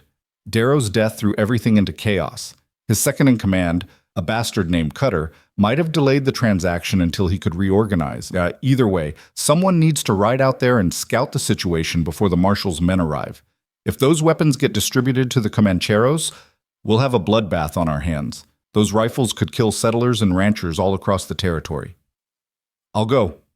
Wyatt's voice came from the doorway, and Clara spun to see him standing there, fully dressed despite the sling supporting his wounded arm. His face was still pale, but his jaw was set with familiar determination. "The hell you will," Martha said sharply. "You can barely stand, let alone ride for a full day and potentially fight at the end of it." "Then I'll ride slow and hope I don't have to fight." Wyatt moved into the room, walking carefully but steadily. "But I'm going, Martha. This started with my sister 4 years ago, and it ends with me seeing it through. Those weapons can't be allowed to reach the Comancheros." "You're not going alone," James interjected. "I'll ride with you, and I'll bring some of my men. We'll scout Devil's Cut Canyon, assess the situation, and hold position until the marshal arrives if necessary." "I'm coming too." Clara's voice was quiet but absolutely firm. Three heads swiveled to stare at her. "Absolutely not," Wyatt said immediately. "You can't," Martha agreed. "It's too dangerous," James added. Clara met each of their gazes in turn, then focused on Wyatt. "I'm the only one who's actually been near Devil's Cut Canyon. I'm the only one who heard the details of how the operation works, where the lookouts are positioned, what routes they use. You need me." "What we need is for you to be safe," Wyatt said, crossing the room despite his obvious discomfort. "Clara, you've already survived more than anyone should have to. You've given your testimony. You've provided the information that brought the law into this. Let us handle the rest. And if something goes wrong, if you ride into an ambush because you don't know the terrain the way I described it?" Clara shook her head. "I'm not asking permission, Wyatt. I'm telling you I'm coming. You can accept my help or you can try to stop me. But we both know how well that worked out last time." Something that might have been admiration flickered across Wyatt's face despite his clear frustration. "You're the most stubborn woman I've ever met." "I'll take that as a compliment." Clara softened her voice. "I know you want to protect me, but Wyatt, this isn't just your fight anymore. Darrow took me, held me prisoner, planned to sell me like livestock. I have just as much right to see this through as you do. More, maybe." The silence stretched taut between them. Finally, Wyatt sighed, the sound carrying both resignation and reluctant respect. "If you're coming, you follow orders, mine and James's. No heroics, no taking unnecessary risks. Agreed?" "Agreed." "Then we leave in an hour." Wyatt turned to James. "How many men can you spare?" 6 good riders, all of them experienced with a rifle. James's expression was calculating. "That plus you, me, and Miss Whitfield makes 9. Not enough to take on Darrow's whole gang if they're all there, but enough to scout and hold a defensive position if needed." "It'll have to be enough." Wyatt looked down at his bandaged arm. "I'm not at full strength, which means we rely on strategy instead of firepower. We observe, we gather evidence for the marshal, and we only engage if absolutely necessary." The hour passed in a flurry of preparation. James's men assembled with quiet efficiency, checking weapons and supplies, preparing horses for a hard ride. Martha packed food and medical supplies, muttering under her breath about foolish men and stubborn women riding off to get themselves killed. Clara changed into borrowed riding clothes, practical split skirts and a sturdy shirt that had belonged to James's wife, and tried not to think too hard about what they were riding toward. Wyatt found her in the stable as she was checking the saddle on the mare James had provided. His good hand came to rest on her shoulder, gentle but grounding. "You can still change your mind," he said quietly. "No one would think less of you." "I would think less of me." Clara turned to face him. "Besides, someone needs to keep you from doing anything stupidly heroic with that wounded arm." "Fair point." His lips quirked in a half-smile. "For what it's worth, having you along makes me feel better and more terrified at the same time. I'm not sure how you manage that." "It's a gift." Clara reached up and touched his face, feeling the rough stubble under her palm. "We're going to be fine. We'll scout the canyon, the marshal will arrive with his men, and we'll finally put an end to this whole nightmare." "From your lips to God's ears," Wyatt murmured. The ride to Devil's Cut Canyon took most of the day, the small group pushing their horses hard across the prairie. Clara rode beside Wyatt, grateful for the distraction of conversation as the miles passed beneath them. He told her about growing up on the Triple K, about his parents who had built the ranch from nothing and died within a year of each other when Wyatt was barely 20. He told her about Emily, not the sister who had been taken, but the girl she'd been before, bright and funny and kind, always trying to fix broken things. She would have liked you, he said at one point. You remind me of her in some ways. That same refusal to back down when you know you're right. Was she as stubborn as me? Clara asked with a small smile. Worse, if you can believe it. The grief in Wyatt's voice was still there, but tempered now with something gentler. Acceptance, maybe, or at least the beginning of it. She once spent 3 days sitting on the porch refusing to come inside because our father said women didn't need to learn about running a ranch. Finally, wore him down. He taught her everything he would have taught a son. Clara wished she could have met Emily Kincaid. Wished things had been different, that Darrow had never existed, that good people didn't have to suffer for the crimes of evil men. But wishing changed nothing. All they could do was try to prevent the same thing from happening to someone else. They reached the area around Devil's Cut Canyon as the sun was beginning its descent toward the western horizon. James called a halt in a dense stand of cottonwoods about 2 miles from the canyon itself, and the group dismounted to rest the horses and plan their approach. Miss Whitfield, James said, spreading a rough map on the ground. You said you heard the Outlaws talking about the layout. Can you show us what you remember? Clara knelt beside the map, grateful that her days of listening in Darrow's camp were finally proving useful. Devil's Cut Canyon runs roughly north to south here. She traced a line with her finger.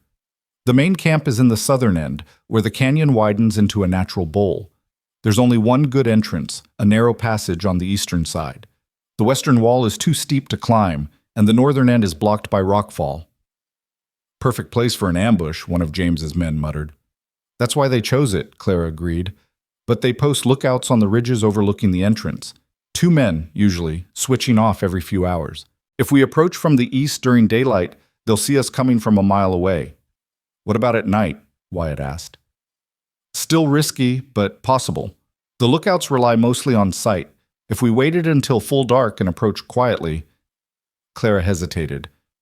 But I don't know the exact positions of their sentries now. Things might have changed since I was there. James studied the map thoughtfully. We could split up, send one man to the high ground north of the canyon to observe with field glasses, see what we're dealing with. The rest of us stay here and wait for his report before deciding our next move. I'll go. The volunteer came from Rodriguez, the man who had been shot trying to reach Fort Worth. He'd insisted on joining the expedition despite his wound, claiming he owed Darrow's gang some payback. I'm the best climber we've got, and I can move quiet when I need to. Wyatt looked like he wanted to argue, but finally nodded. Take the field glasses and one of the rifles. You see anything, and I mean anything, that suggests they've spotted you, you get out of there immediately. We can't afford to lose the element of surprise. Rodriguez grinned, the expression made fierce by the bandage still wrapped around his torso. Don't worry, boss. I didn't survive getting shot just to get myself killed being careless. He set off on foot, moving through the underbrush with surprising stealth for a man recovering from a bullet wound. The rest of the group settled in to wait, checking weapons and keeping watch on their surroundings. The waiting was agonizing. Clara found herself watching the sun's progress across the sky, mentally calculating how long Rodriguez had been gone, wondering what he was seeing. The canyon could be deserted, the weapons deal already completed and everyone gone. Or it could be crawling with outlaws, Darrow's entire remaining gang plus the Comancheros and whoever else might be involved. Wyatt sat beside her, his back against a cottonwood trunk, his wounded arm resting in its sling. You're thinking too hard, he observed. I can practically hear the wheels turning. Just wondering what we're going to find, Clara admitted, hoping we haven't come all this way for nothing. Even if the canyon's empty, we'll find evidence. Tracks, camps, supplies, something we can show the marshal to prove this operation existed. Wyatt's voice was steady, reassuring. One way or another, we're going to make sure Darrow's legacy doesn't survive him. Rodriguez returned just as the sun was touching the horizon, moving quickly through the trees and dropping to a crouch beside James. His face was grim but excited. They're there, he said without preamble. The whole operation. I counted at least 15 men, maybe more. They've got wagons in the canyon bowl covered with tarps. And there are others, different men, dressed like Comancheros. The deal hasn't happened yet. Looks like they're negotiating, arguing about something. Probably the price, Wyatt said. With Darrow dead, Cutter's trying to renegotiate the terms. The Comancheros know he's in a weak position. There's more. Rodriguez's expression darkened. They've got prisoners, 3 women, tied up near one of the wagons. Young, probably from one of the outlying homesteads. Clara felt ice form in her stomach. She knew exactly what those women were. Additional merchandise, human cargo to sweeten the deal with the Comancheros. The same fate that had been planned for her. We have to get them out, she said immediately. We will, Wyatt promised, though his face had gone hard as stone. But we need to be smart about this. 15 armed men, possibly more, in a defensive position. We can't just charge in. The marshal's men should be here tomorrow, James pointed out. We could wait, let them handle the assault with proper numbers. And those women could be gone by tomorrow, Clara countered. Sold, transported, disappeared into Mexico or the territories. We might never find them. The men exchanged glances, the kind of wordless communication that came from years of working together in dangerous situations. Finally, James spoke. There might be a way. Those lookouts Rodriguez mentioned, if we could take them out quietly, we could get closer without being detected. Create confusion, maybe stage a rescue while they're distracted. It would have to be perfectly coordinated, Wyatt said slowly, thinking it through. And we'd need to move fast once we committed. No room for mistakes. I've got an idea. All eyes turned to Clara. What if we gave them what they expect? A distraction from one direction while the real attack comes from another. She outlined her plan quickly, using the map to illustrate. It was risky, probably crazy, and relied on split-second timing and a lot of luck. But it was also the kind of unexpected move that might actually work precisely because it was so audacious. When she finished, Wyatt was staring at her with an expression caught somewhere between admiration and horror. You realize that puts you directly in harm's way. Again. It puts all of us in harm's way, Clara corrected, but it also gives those women a chance. And it gives us a chance to end this before the Comancheros can ride off with weapons and prisoners. She's right, James said reluctantly. It could work. It's insane, but it could work.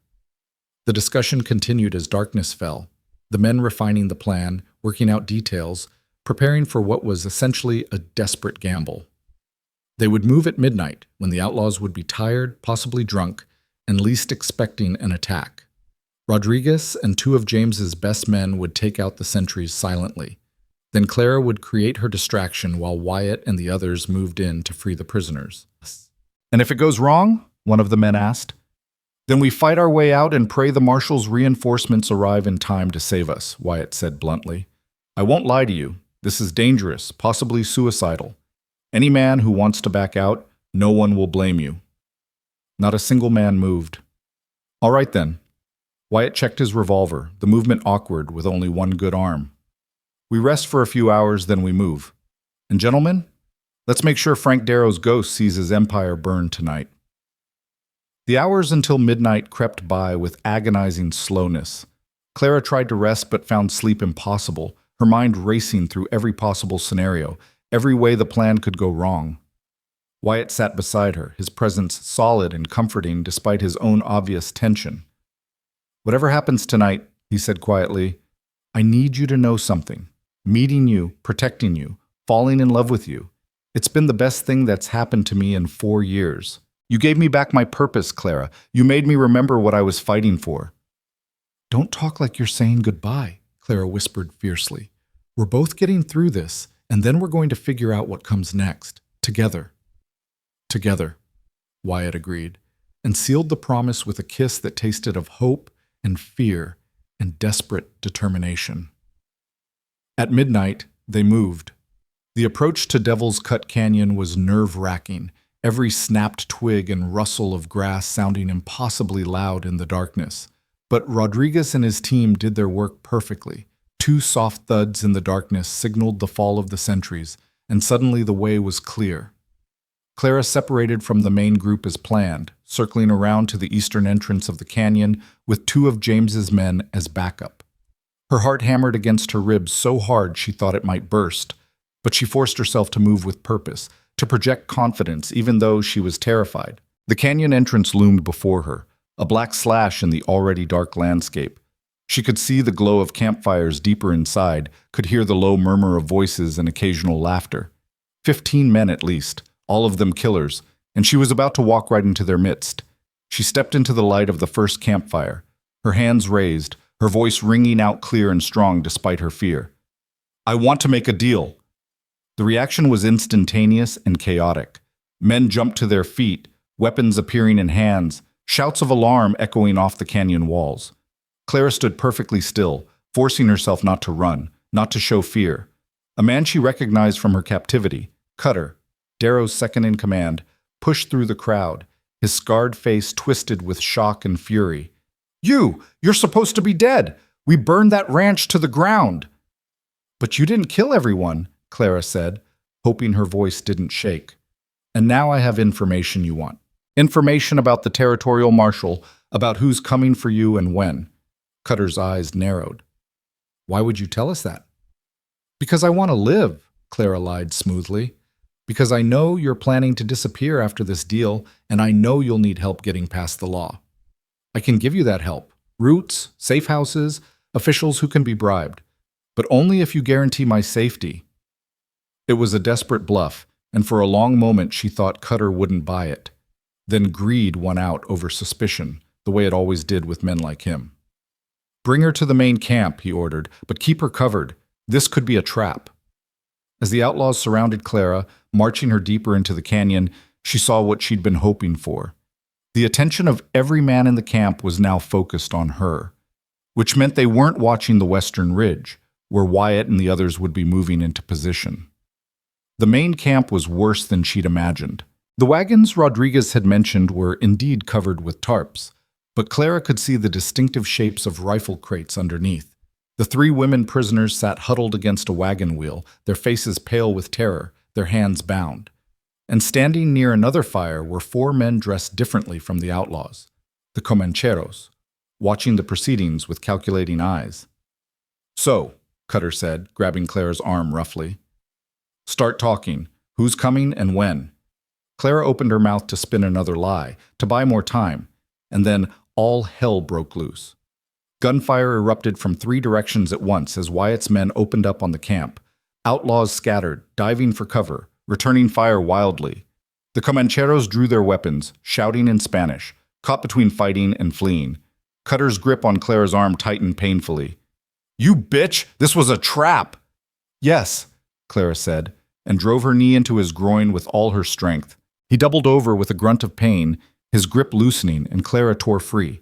She ran toward the prisoners, dodging bullets and scrambling men, her entire focus on reaching those 3 terrified women. She had almost made it when a hand grabbed her shoulder and spun her around. One of the outlaws, his face twisted with rage, raised his revolver toward her face. The shot came from behind her, and the outlaw's head snapped back.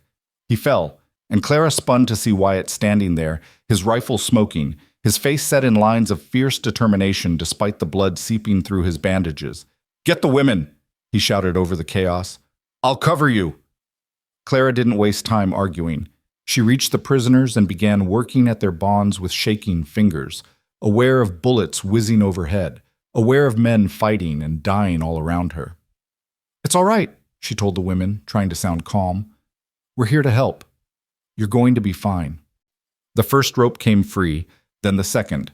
The third woman's bonds were more complex, and Clara's fingers fumbled with the knots. Behind her, she heard Wyatt's rifle crack again and again, heard him shouting orders to his men, heard the battle raging.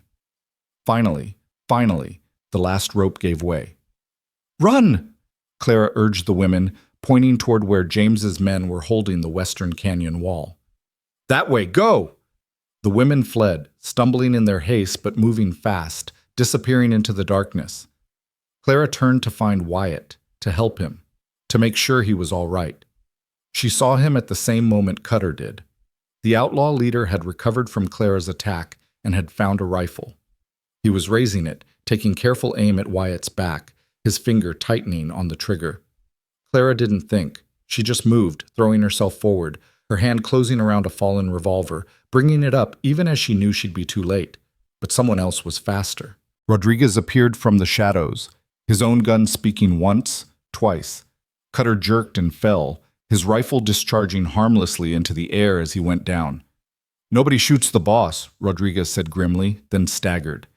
He'd reopened his wound in the fighting, blood spreading across his shirt, but he was grinning fiercely. The battle was ending. The Comancheros, seeing the fight going against them, had fled into the night on horseback. Half of Darrow's remaining men were dead or wounded, and the rest had their hands raised in surrender, surrounded by James's men and what was left of Wyatt's crew. Clara ran to Wyatt, and he caught her with his good arm, holding her tight despite his obvious pain. "Are you hurt?" he demanded. No, I'm fine." "The women?" "Safe. James's men got them clear." Wyatt's embrace tightened. "Clara, when I saw Cutter grab you, when I thought I might be too late—" "But you weren't," she said fiercely. "You saved me, again, and I helped save those women. We did it, Wyatt. We actually did it." Around them, James's men were securing the prisoners and examining the weapons crates, gathering evidence that would damn not just Darrow's gang, but everyone connected to the operation. The marshal would have everything he needed to dismantle the entire criminal enterprise. It was over. Finally, truly over. Wyatt pressed his forehead against Clara's, his breath coming hard. "Never again," he murmured. "Never again am I letting you anywhere near danger. We're done with heroics, done with desperate plans, done with all of it." "Agreed," Clara said, even though they both knew it was a lie. As long as there were people in danger, people who needed help, neither of them would be able to stand aside. It wasn't in their nature. But for tonight, in this canyon that had been a place of evil and was now a place of justice, they could pretend. They could hold each other and breathe and let themselves believe that the worst was behind them. The sound of hoofbeats echoed through the canyon, many riders approaching fast. Everyone tensed, weapons coming up, until a voice called out in the darkness. "This is Territorial Marshal Davis! Lower your weapons! We're here to help!" The marshal had arrived early, pushing his men hard through the night. He rode into the camp with 20 deputies at his back, taking in the scene with sharp, assessing eyes. The dead outlaws, the surrendering survivors, the crates of illegal weapons, the freed prisoners. "Looks like you folks have been busy," he said dryly, dismounting. "Someone want to tell me what the hell happened here?" It was Wyatt who stepped forward, his arm around Clara's shoulders, his voice steady despite his exhaustion and pain. "That's a long story, Marshal, but the short version is that we just shut down the Darrow gang's weapons smuggling operation and rescued 3 kidnapped women in the process." The Marshal's eyebrows rose. "The Darrow gang? I heard Frank Darrow was killed a few days ago." "He was," Wyatt confirmed. "By me.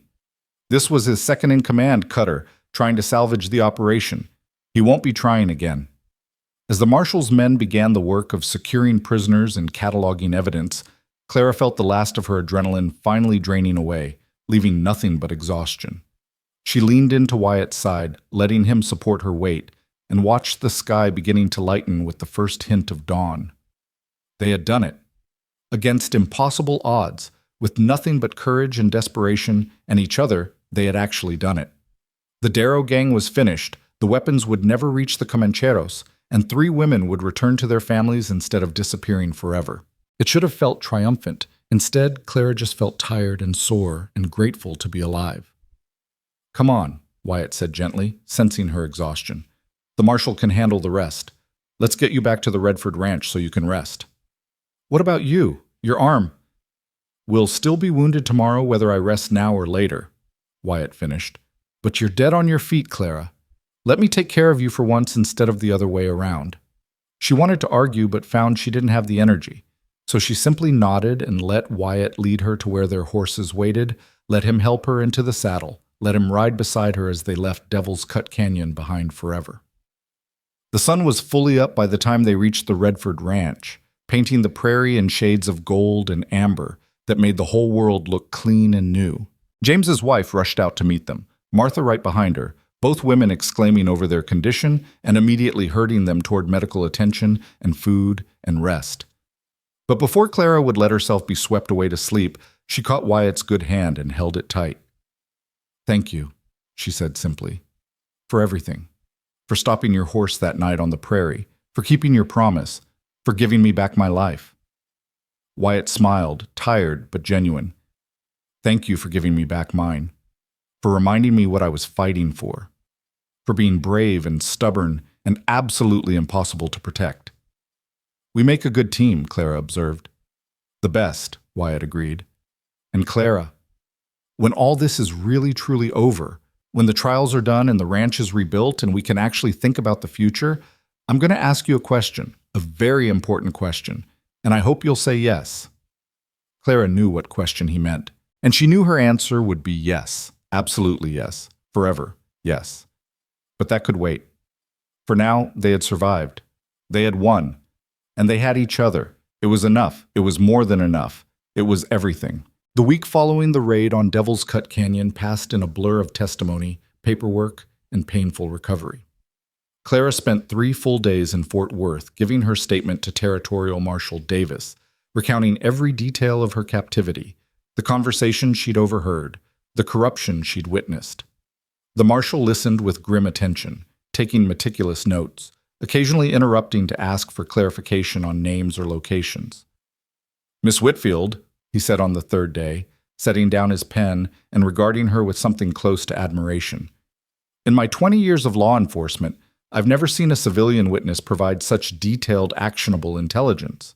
The information you've given us will dismantle not just the remnants of the Darrow Gang, but an entire network of corruption that's been poisoning this territory for years." Clara felt a weary satisfaction at his words. "Does that mean Sheriff Garrett will finally face justice?" "Sheriff Garrett is already in custody, along with 2 county judges and a land office administrator. They'll all stand trial for conspiracy, bribery, and obstruction of justice." The marshal's smile was cold. Frank Darrow's ledgers were very thorough. He kept records of every payment, every favor, every official he owned. That man's paranoia about being double-crossed just handed us the keys to cleaning house across 3 counties. And the remaining gang members. 8 men in custody, all facing multiple charges including murder, kidnapping, weapons trafficking, and a dozen other crimes. They'll hang Miss Whitfield. Every last one of them. The marshal paused, then added more gently, "I know it doesn't bring back the people they've hurt, doesn't undo the suffering they've caused.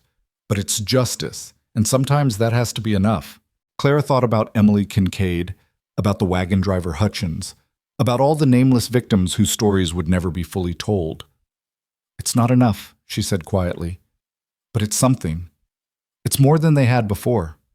She found Wyatt waiting for her outside the marshal's office, his arm still in a sling but looking stronger than he had a week ago.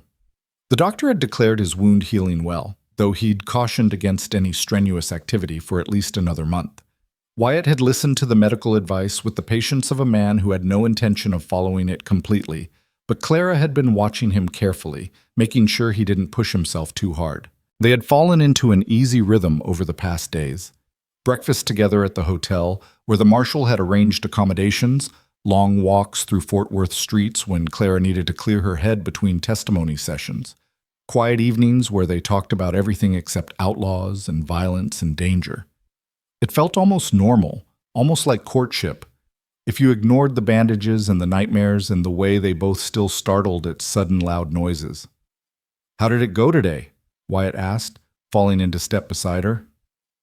"It's done. All of it. The marshal has everything he needs." Clara felt something loosen in her chest, a tension she'd been carrying for so long she'd forgotten it was there. "It's really over, Wyatt. The testimony, the investigation, all of it.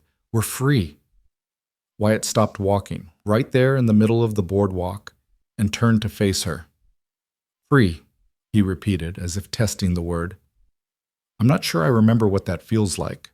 "Neither do I," Clara admitted, "but I'd like to find out. With you, if you're willing." Something softened in Wyatt's expression, that look he got sometimes when he looked at her, like she was something precious and unexpected, like he still couldn't quite believe she was real. "Clara Whitfield, I've been willing since the moment you called me an idiot in James Redford's guest room. Probably before that, if I'm honest." Clara laughed, the sound surprising her with its genuine joy. When had she last laughed like that? Not since before the ambush, certainly. Maybe not since Boston, before she'd boarded the train that would eventually lead her to a Texas prairie and a desperate escape and a cowboy who'd promised no one would take her again. "Come with me," Wyatt said suddenly, taking her hand with his good one. There's something I want to show you." He led her through the streets of Fort Worth, past the bustling commercial district with its banks and shops, past the residential areas with their neat houses and white picket fences, out to the edge of town where the buildings gave way to open prairie. There, tied to a hitching post, was Ghost, Wyatt's pale gray stallion, saddled and waiting. "We're going riding." "Now?" Clara asked. "Wyatt, the doctor said no strenuous activity. Riding isn't strenuous, it's therapeutic." Wyatt's grin was unrepentant. "Besides, I promise we're not going far, just far enough." He helped her mount, a process made slightly awkward by his injured arm, then swung up behind her, settling into the same position they'd been in that first night when he'd pulled her from the dirt and promised her protection. Clara leaned back against his chest, feeling the steady beat of his heart, and let herself simply exist in this moment of peace. They rode for perhaps 20 minutes, following a well-worn trail that led to a small rise overlooking the prairie. Wyatt dismounted first, then helped Clara down, and she found herself standing in a place that took her breath away. The sun was beginning its descent toward the horizon, painting the sky in shades of orange and pink and deep purple. The prairie stretched endlessly in every direction, golden grass bending in waves beneath the wind. In the distance, she could see the dark line of trees that marked a creek, and beyond that, the faint silhouettes of the buildings they'd left behind. "This is where I come when I need to think," Wyatt said quietly, standing beside her. "When the ranch gets too loud, when the memories get too heavy, when I need to remember why Texas is worth fighting for. I thought you should see it. Thought you should understand what you're getting if you decide to stay." Clara turned to look at him. "If I decide to stay, Wyatt, I already told you. I know what you told me." Wyatt's voice was gentle but serious. "But Clara, that was in the middle of a crisis. We were fighting for our lives, emotions were running high, and neither of us was thinking clearly about the future. Now the crisis is over, and you have choices, real choices. You could go back to Boston, back to civilization and safety and the life you had planned. You could take that teaching position in Redemption Springs and build a new life that doesn't include outlaws and violence. Hell, you could go anywhere in the country and start fresh, leave all of this behind." "Is that what you want?" Clara asked, her heart suddenly tight in her chest. "For me to leave?" "God, no."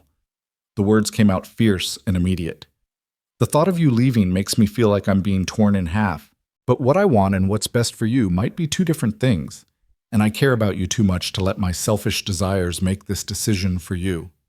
Clara reached up and touched his face, feeling the familiar roughness of stubble, the strong line of his jaw. "Wyatt Kincaid, for a man who's supposed to be good at reading trails and tracking outlaws, you're remarkably bad at reading me. I don't want Boston. I don't want some safe, predictable life teaching arithmetic to bored children. I want this." She gestured at the prairie, at the endless sky, at him. "I want Texas and rebuilding and challenges I can't even imagine yet. I want to wake up every morning wondering what impossible thing we'll accomplish today. And most of all, I want you. I've wanted you since you pulled me onto your horse and growled that promise in the moonlight. Everything since then has just been me becoming more and more certain." Wyatt was quiet for a long moment, his gray eyes searching hers. Then slowly he sank down onto one knee, awkward with his injured arm, but managing it with the same determination he applied to everything else. "I told you I was going to ask you a question," he said, and his voice was rough with emotion. "An important question. I had this whole speech planned about how you've changed my life and given me hope and made me believe in second chances. But standing here with you, with the sunset at our backs and the whole future stretching ahead of us, all those fancy words just seem to get in the way of what I really need to say." He pulled something from his pocket with his good hand, a ring, simple silver with a small blue stone that caught the fading light. "This was my mother's.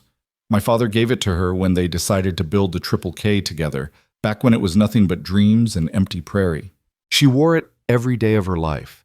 And when she died, she told me to give it to a woman who was brave enough to build something from nothing, stubborn enough to stand beside me through anything, and foolish enough to love me despite my considerable flaws." Clara felt tears pricking her eyes, felt her throat closing up with emotion too big for words. "Clara Whitfield," Wyatt said, and his voice held steady despite everything. Will you marry me? Will you help me rebuild the Triple K and make it into something even better than it was before? Will you let me spend the rest of my life keeping the promise I made you, that no one will ever take you again, that you'll always be protected and valued and loved beyond measure? Clara didn't trust herself to speak. She simply nodded, tears streaming down her face, and held out her hand. Wyatt slipped the ring onto her finger and it fit perfectly, as if his mother had known somehow that it would end up here, on the hand of a Boston schoolteacher who'd survived impossible odds to find love in the Texas prairie. Then he stood, carefully, favoring his injured arm, and pulled Clara into a kiss that tasted of salt and sunset and promises kept.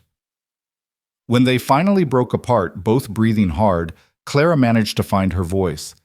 "Yes," she said, even though the question had already been answered. "Yes to all of it. Yes to rebuilding and to challenges and to you. Always yes to you." They stood there as the sun disappeared below the horizon, holding each other, watching the stars begin to emerge in the darkening sky. And for the first time since the ambush that had changed everything, Clara felt truly, completely at peace. The journey back to what remained of the Triple K Ranch took 2 days. James Redford had sent word that his men had been working to salvage what they could from the fire, but he'd warned them not to expect much. Fire was merciless on the frontier, where everything was built of wood and hope and determination. Even with the warning, Clara's heart sank when she saw the destruction. The barn was completely gone, just a blackened foundation and twisted metal where the structure had stood. The main house was a burned-out shell, the roof collapsed, the white paint charred to ash. The smaller outbuildings had survived, mostly because they'd been far enough from the main blaze, but they looked forlorn and abandoned without the heart of the ranch to anchor them. Wyatt sat motionless on Ghost's back, staring at the ruins of everything his parents had built, everything he'd worked to maintain. Clara could see the grief and anger warring in his expression, could feel the tension radiating through his frame. "We'll rebuild," she said quietly, moving her horse close enough that her leg pressed against his. "It'll take time and money and more work than seems possible, but we'll rebuild, better than before." "It took my parents 15 years to build what you're looking at," Wyatt said, his voice hollow. "Or what you were looking at, before Darrow burned it down. How am I supposed to recreate that?" "You're not recreating it. You're creating something new." Clara reached over and took his hand. "Your parents built the Triple K for themselves, for their vision of what a ranch should be. We're going to build it for us, for our vision. It won't be the same, Wyatt. It'll be better, because it'll be ours." Thompson emerged from one of the surviving outbuildings, his weathered face breaking into a smile when he saw them. "Boss, Miss Whitfield, good to see you made it back safe." Wyatt dismounted and clasped the older man's hand. "How bad is it, Thompson?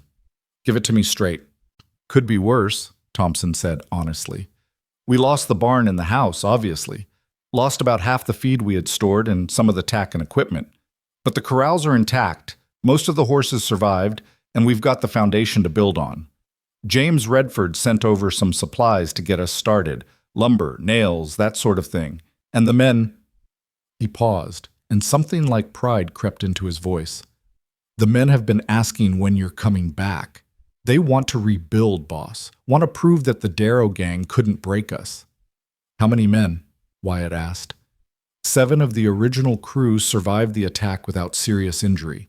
5 more have come asking for work since word got out about what happened. Ranchers' sons and drifters who heard we stood up to Darrow and want to be part of something like that." Thompson shrugged.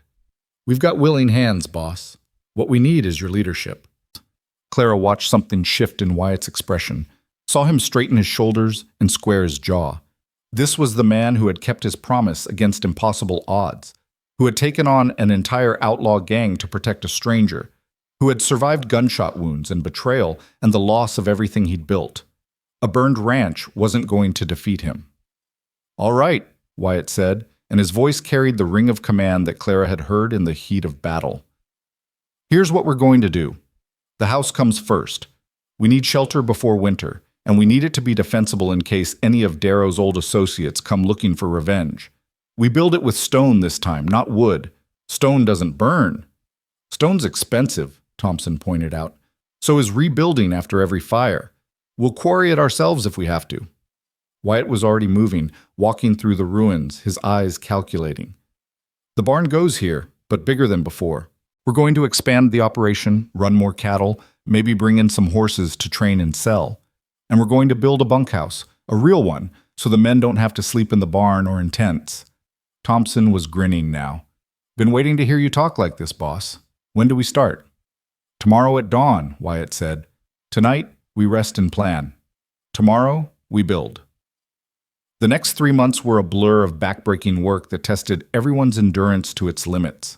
Clara learned skills she'd never imagined needing: how to mix mortar, how to lift and place stones, how to cook for 15 hungry men over an open fire, how to bandage injuries and settle disputes and keep morale high when exhaustion threatened to overwhelm them all. She also learned that she was stronger than she'd ever known. The Boston schoolteacher who had stepped off the train in Fort Worth seemed like a different person now, someone soft and naive who'd never understood what real work meant. This Clara, the one with calluses on her hands and sun-darkened skin and muscles she hadn't known she possessed, this Clara could build things, could create order from chaos, could look at a pile of stones and see a home. The house took shape slowly, rising from the ashes like something being reborn. Wyatt had designed it himself, sketching plans by lamplight after long days of physical labor, incorporating everything he'd learned about defense and comfort and practicality. It would be smaller than the original house, but more efficient, with thick stone walls that would keep out heat in summer and cold in winter, with windows positioned to provide both light and clear sightlines for defense. Clara had insisted on one addition, a library. Just one room, but a real one, with shelves for books and a window for reading by natural light. Wyatt had looked at her sketches and then pulled her into a kiss that tasted of stone dust and promise. "A library?" he'd said, smiling. "For the schoolteacher who's going to teach our children to read." The word "our" had made Clara's heart skip, had made the future suddenly feel real and close and achingly precious. The barn went up faster than the house, necessity driving the pace. They needed shelter for the horses and cattle, needed space for equipment and feed. The men worked from dawn to dusk, and sometimes beyond, their hands raw and their backs aching, but their spirits unbroken. James Redford visited frequently, bringing supplies and occasionally extra hands when his own ranch work permitted. He and Wyatt would stand together looking at the construction, discussing plans and possibilities, and Clara could see the friendship between them deepening, forged in the crucible of shared danger and mutual respect. Martha came too, bringing food and medical supplies in her no-nonsense competence. She'd taken to calling Clara daughter when she thought no one was listening, and Clara had taken to thinking of her as the mother she'd left behind in Boston, different in every way, but loved just as fiercely. The trials began in October, drawing Clara and Wyatt back to Fort Worth for nearly 2 weeks. The courtroom was packed every day, spectators eager to see justice finally catch up with the remnants of the Darrow gang. Clara testified again, this time in front of a judge and jury, recounting her captivity and the information she'd gathered with a steady voice that never wavered. The defense attorneys tried to shake her testimony, tried to paint her as confused or vindictive or unreliable. But Clara had faced down Frank Darrow himself. She had survived kidnapping and pursuit and a battle that had nearly killed her. No lawyer's sharp questions could intimidate her now. "Miss Whitfield," the lead defense attorney said on the third day of testimony, his voice dripping with condescension, "isn't it true that you were terrified during your captivity? That you might have misheard or misunderstood conversations you claim to have overheard?" Clara looked him straight in the eye. "Sir, I was terrified every moment of every day, but terror doesn't make you deaf or stupid. If anything, it makes you pay closer attention, because your life depends on understanding what's happening around you. I heard what I heard, I saw what I saw, and no amount of clever questioning is going to change the truth of that." The jury convicted all 8 surviving gang members on multiple counts. The judge, a stern-faced man named Harrison who had a reputation for harsh sentences, showed no mercy. "You men terrorized this territory for years," he said from the bench, his voice cutting through the silent courtroom. "You murdered, you stole, you destroyed families and livelihoods and lives. You corrupted officials who were supposed to uphold the law, and you created a climate of fear that harmed countless innocent people. For these crimes, I sentence you to hang by the neck until dead. May God have more mercy on your souls than you showed to your victims." The executions took place on a cold November morning. Clara didn't attend, couldn't bring herself to watch even the worst of men die. But Wyatt went, standing silent among the crowd of witnesses, his face impassive as the trapdoors dropped, and justice was finally, fully served. When he returned to the hotel where they were staying, he looked older somehow, as if watching the executions had drained something from him. Clara pulled him into an embrace, and he held her tight, his face buried in her hair. "It's over," he said, and his voice was rough. "It's really, truly over. Every man who rode with Darrow is dead or in prison. The corruption is exposed and being rooted out. Emily," he paused, swallowed hard. "I can't bring her back, can't undo what happened to her, but I've made damn sure it won't happen to anyone else." "She'd be proud of you," Clara said softly. "Proud of what you've accomplished, how you've fought for justice. And Wyatt, I think she'd be happy that you found someone to build a life with, that you didn't let Darrow's evil destroy your capacity for love." "I almost did," Wyatt admitted. "Before you, I was so focused on revenge that I'd forgotten what I was supposed to be living for. You reminded me, Clara. You gave me back my life." They were married 2 weeks later, on a Sunday afternoon in late November, under the cottonwood tree that overlooked the construction site where the new ranch house was rising. The tree had survived the fire, its branches bare now with approaching winter, but strong and enduring, a symbol of continuity and resilience. The ceremony was simple, attended by everyone who had fought beside them, Thompson and Rodriguez and all of Wyatt's ranch hands, James Redford and his family, Martha crying happy tears, even Territorial Marshal Davis, who had come to pay his respects. The minister from Redemption Springs spoke about love forged in adversity, about partnerships built on mutual respect and shared trials, about the kind of marriage that could weather any storm because it had been tested by fire and proven strong. When Wyatt slipped his mother's ring onto Clara's finger, the same ring he'd given her at sunset on that prairie overlook, his voice shook with emotion. "With this ring, I renew my promise. No one takes you again, Clara Kincaid. Not while I'm breathing, and probably not even after that. You're mine and I'm yours, for as long as we both shall live." Clara's own vows were simpler, but no less heartfelt.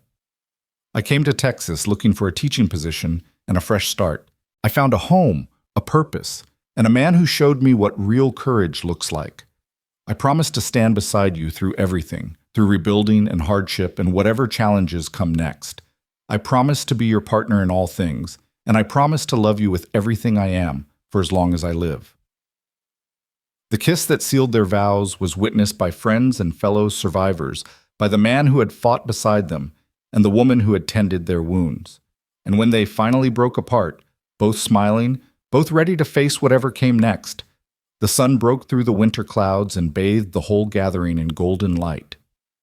The celebration that followed was boisterous and joyful, with food Martha had been preparing for days, and music from James Redford's son, who played fiddle with surprising skill. They danced on ground where outlaws had fallen, laughed in the shadow of ruins that were being transformed into something better, and toasted to the future with cups of coffee because none of them could afford to spare the money for champagne. As the sun set and the guests began to drift away, Wyatt pulled Clara aside and led her to the partially completed house. The walls were up now, and the roof was halfway done, though there was still months of work before it would be truly finished. "Close your eyes," he said, guiding her through the doorway. Clara obeyed, letting him lead her through the familiar space, counting steps and turns until he finally stopped. "All right, open them." She opened her eyes and found herself standing in what would be the library. The walls were bare stone, not yet plastered, and there was no glass in the windows yet, just open frames that let in the evening breeze. But against one wall, someone had installed the first bookshelf, rough-hewn pine, simple but sturdy, waiting to be filled. "It's not much yet," Wyatt said, sounding almost embarrassed. "But I thought you should have something tangible, something that proves this is really happening. We're building a home, Clara. A real one. The kind that has space for books and dreams, and all the things that make life worth living." Clara ran her hand along the shelf, feeling the grain of the wood, the solidity of it. In Boston, she'd had hundreds of books, a whole room full of them. Here, she had empty shelves and endless possibilities. "It's perfect," she said, and meant it absolutely. "It's exactly perfect." They stood together in that unfinished room as the darkness fell, making plans for the future. They would finish the house by spring. They would expand the herd, build a reputation for quality cattle and honest dealing. They would hire more men as the operation grew, good men who wanted to be part of something worthwhile. And someday, when the ranch was established and prosperous, they would start a school, a real school for the children of ranchers and homesteaders who couldn't afford to send their kids to the cities for education. "You'll run it, of course," Wyatt said. "The school. That's what you came to Texas to do, after all. Might as well do it right." "We'll run it," Clara corrected, "together, like everything else." The winter was hard, as Texas winters could be despite what people from the north expected. The work on the house continued, slower now as cold weather and occasional snow made construction difficult. But the men persevered, driven by the knowledge that they were building something important, something that would stand as a testament to their refusal to be broken by evil men. Clara divided her time between helping with construction and beginning to prepare curriculum for the school they'd someday build. She wrote letters to Boston, to former colleagues and bookstores, requesting donations of books and materials. The responses were slow in coming, mail being unreliable on the frontier, but they came. Boxes of books, packages of slates and chalk, letters of encouragement from women who admired her courage in starting over in such a harsh place. One letter in particular made her cry, from her mother, who had been coldly disapproving when Clara announced her intention to take a teaching position in Texas. The letter was stiff and formal in the way her mother's communications always were, but buried in the careful language was something that might have been pride, might have been approval, might have been love expressed in the only way her mother knew how. "Your father and I were distressed to learn of your ordeal," her mother had written. "We are relieved beyond measure that you survived and that you have found a situation that suits you. The books I am sending were your father's, from his days as a schoolmaster before the war. He thought you might find use for them. He also wanted me to tell you, though he was too stubborn to write it himself, that any man who would fight an entire outlaw gang to protect you must be worthy of your hand. We wish you joy in your marriage, Clara. We wish you joy and love and all the happiness you deserve." Wyatt found her crying over the letter and held her while she explained, understanding without needing lengthy explanations that sometimes tears were about healing, about bridges being rebuilt, about families finding their way back to each other across vast distances. The house was finished in March, a full 7 months after the fire that had destroyed its predecessor. It stood solid and proud, its stone walls thick enough to withstand anything the prairie could throw at it, its design practical and comfortable and distinctly their own. The furniture was simple, much of it built by the ranch hands during the winter months, but it was solid and real and enough. On the first night they spent in the completed house, Wyatt and Clara stood on the porch, looking out at the prairie, watching stars emerge in the darkening sky. The barn was finished too, and the corrals were full of cattle and horses. The bunkhouse had been completed just a week earlier, giving the men their own space and privacy. From where they stood, they could see lights in the bunkhouse windows, could hear the low murmur of conversation and occasional laughter. "We did it," Clara said softly, leaning against Wyatt's side. "We actually did it. Rebuilt everything." "Better than before," Wyatt agreed, his arm around her shoulders. "Stronger. Ready for whatever comes next." Whatever came next turned out to be children, 3 of them over the next 6 years. Emily, named for Wyatt's sister, arrived first, a strong-willed girl with her father's gray eyes and her mother's stubborn determination. Then came Thomas, thoughtful and gentle, born during a particularly harsh winter and welcomed with joy. And finally Margaret, who Martha delivered herself and declared the prettiest baby she'd ever seen. The Triple K prospered in those years. The cattle operation expanded, the horses gained a reputation across the territory for quality and training, and the ranch became known as a place where honest men could find fair work and decent treatment. Wyatt's reputation as a man who'd stood against the Darrow gang drew a certain kind of employee, men who valued honor and courage, who wanted to be part of something meaningful. The school opened in the spring of Clara's 3rd year of marriage, Built on a corner of the Triple K land but serving children from ranches and homesteads for 20 miles in every direction. Clara taught reading and writing and arithmetic, using the books her father had sent and materials purchased with money the territorial government had grudgingly allocated for frontier education. The school started with 7 students and grew to 23 within 2 years. Wyatt taught too, when ranch work permitted, practical skills like horsemanship and roping, tracking and survival skills that could save lives on the frontier. The children adored him, this quiet cowboy who treated their questions with patient seriousness and never talked down to them.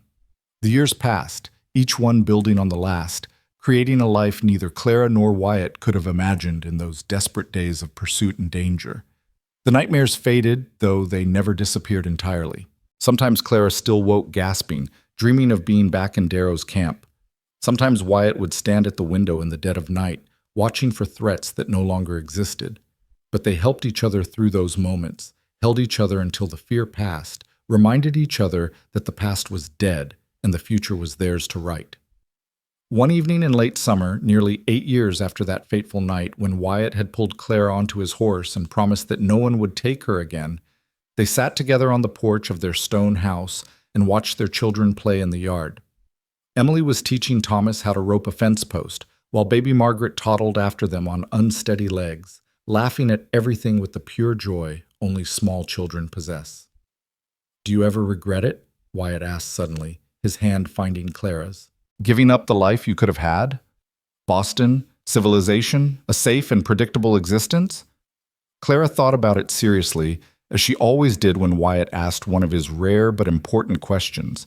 She thought about the woman she'd been on that wagon 8 years ago, frightened and naive and utterly unprepared for what was coming. She thought about the woman she'd become, strong and capable, and absolutely certain of her place in the world. "I regret that good people had to die," she said finally. "I regret that Emily and all those other women never got the chance at life that I've been given. I regret the suffering and the loss and the pain that brought us together." She turned to look at Wyatt, this man who had kept every promise he'd ever made her. "But regret choosing this life? Regret choosing you? Never. Not for a single moment." Wyatt lifted her hand to his lips, kissing her knuckles where his mother's ring still rested. "I love you, Clara Kincaid. More today than yesterday, less than I will tomorrow." "And I love you," Clara said, the words as true now as they'd been on that November afternoon when she'd spoken her vows. "For as long as I live, and probably longer than that." They sat in comfortable silence, watching the sunset paint the prairie in shades of gold and crimson, watching their children play, watching the life they'd built from ashes and determination. The Darrow gang was nothing but a dark memory now, a cautionary tale parents told to keep children from wandering too far alone. The corruption had been rooted out, the territory was safer, and the law actually meant something. Emily ran up to the porch, breathless and excited. "Mama, Papa, can we go riding tomorrow? Down to the creek? Please?" "We'll see," Clara said, the eternal parent's answer. "If your chores are done and the weather holds." "They will be, I promise." Emily dashed off to tell her brothers the good news, leaving Clara and Wyatt smiling at her enthusiasm. "She's so much like you," Wyatt observed. "Stubborn, determined, absolutely certain she can do anything she sets her mind to." "And Thomas is like you," Clara countered. "Thoughtful, protective of those smaller than him, always watching and thinking before he acts." "God help us when Margaret's old enough to show her personality," Wyatt said with a laugh. "If she's anything like her mother or her namesake, we're in for interesting times." As the sun finally disappeared below the horizon and the stars began to emerge, Martha called from the doorway that dinner was ready. The children came running, all noise and energy and the beautiful chaos of family life. And Clara felt something settle in her chest, something that felt like completion, like arriving home after a long journey. She had come to Texas looking for a teaching position and a fresh start. She had found terror and danger and the worst humanity had to offer. But she had also found courage she didn't know she possessed, love she never expected, and a life richer and fuller than anything she'd dreamed possible. As they gathered around the table for the evening meal, Wyatt and Clara, their 3 children, Martha, who had become family in every way that mattered, and Thompson, who often joined them for dinner now that he was getting older, Clara looked around at these faces she loved and felt gratitude so deep it almost hurt. Wyatt caught her eye from across the table and smiled, that private smile that was just for her, and she knew he was thinking the same thing. They had survived. They had built something beautiful from ashes and pain. They had found each other in the darkness and created light. And years from now, when their children were grown and had children of their own, when the Triple K had passed into legend and the stories of the Darrow gang were told around campfires as warnings from a more dangerous time, the truth of what happened here would endure. Not just the violence and the danger, but the love that had grown from it, the promise that had been kept, the life that had been built. Clara Whitfield had escaped the outlaws who took her wagon, and a cowboy had said, "No one takes you again." It was a promise that had changed both their lives, a promise that had been tested by fire and danger and desperate odds, a promise that had held strong through everything the world threw at it. And in the end, it was the promise that mattered, not the fear or the violence or the suffering, but the love and the commitment and the absolute certainty that they belonged together, that they had found in each other something worth fighting for, worth building for, worth living for. The story that had begun with a terrified woman running through the night had become a story of family, of home, of love that conquered fear. And as the evening wore on and the children's laughter filled the house built of stone and hope, Clara knew with perfect certainty that this life, this family, this love, was exactly where she was meant to be. She had been taken by outlaws, but she had been saved by a cowboy's promise. And that promise had given her not just her life back, but a life she never could have imagined. A complete life. A perfect life. A life that was, finally and forever, truly her own.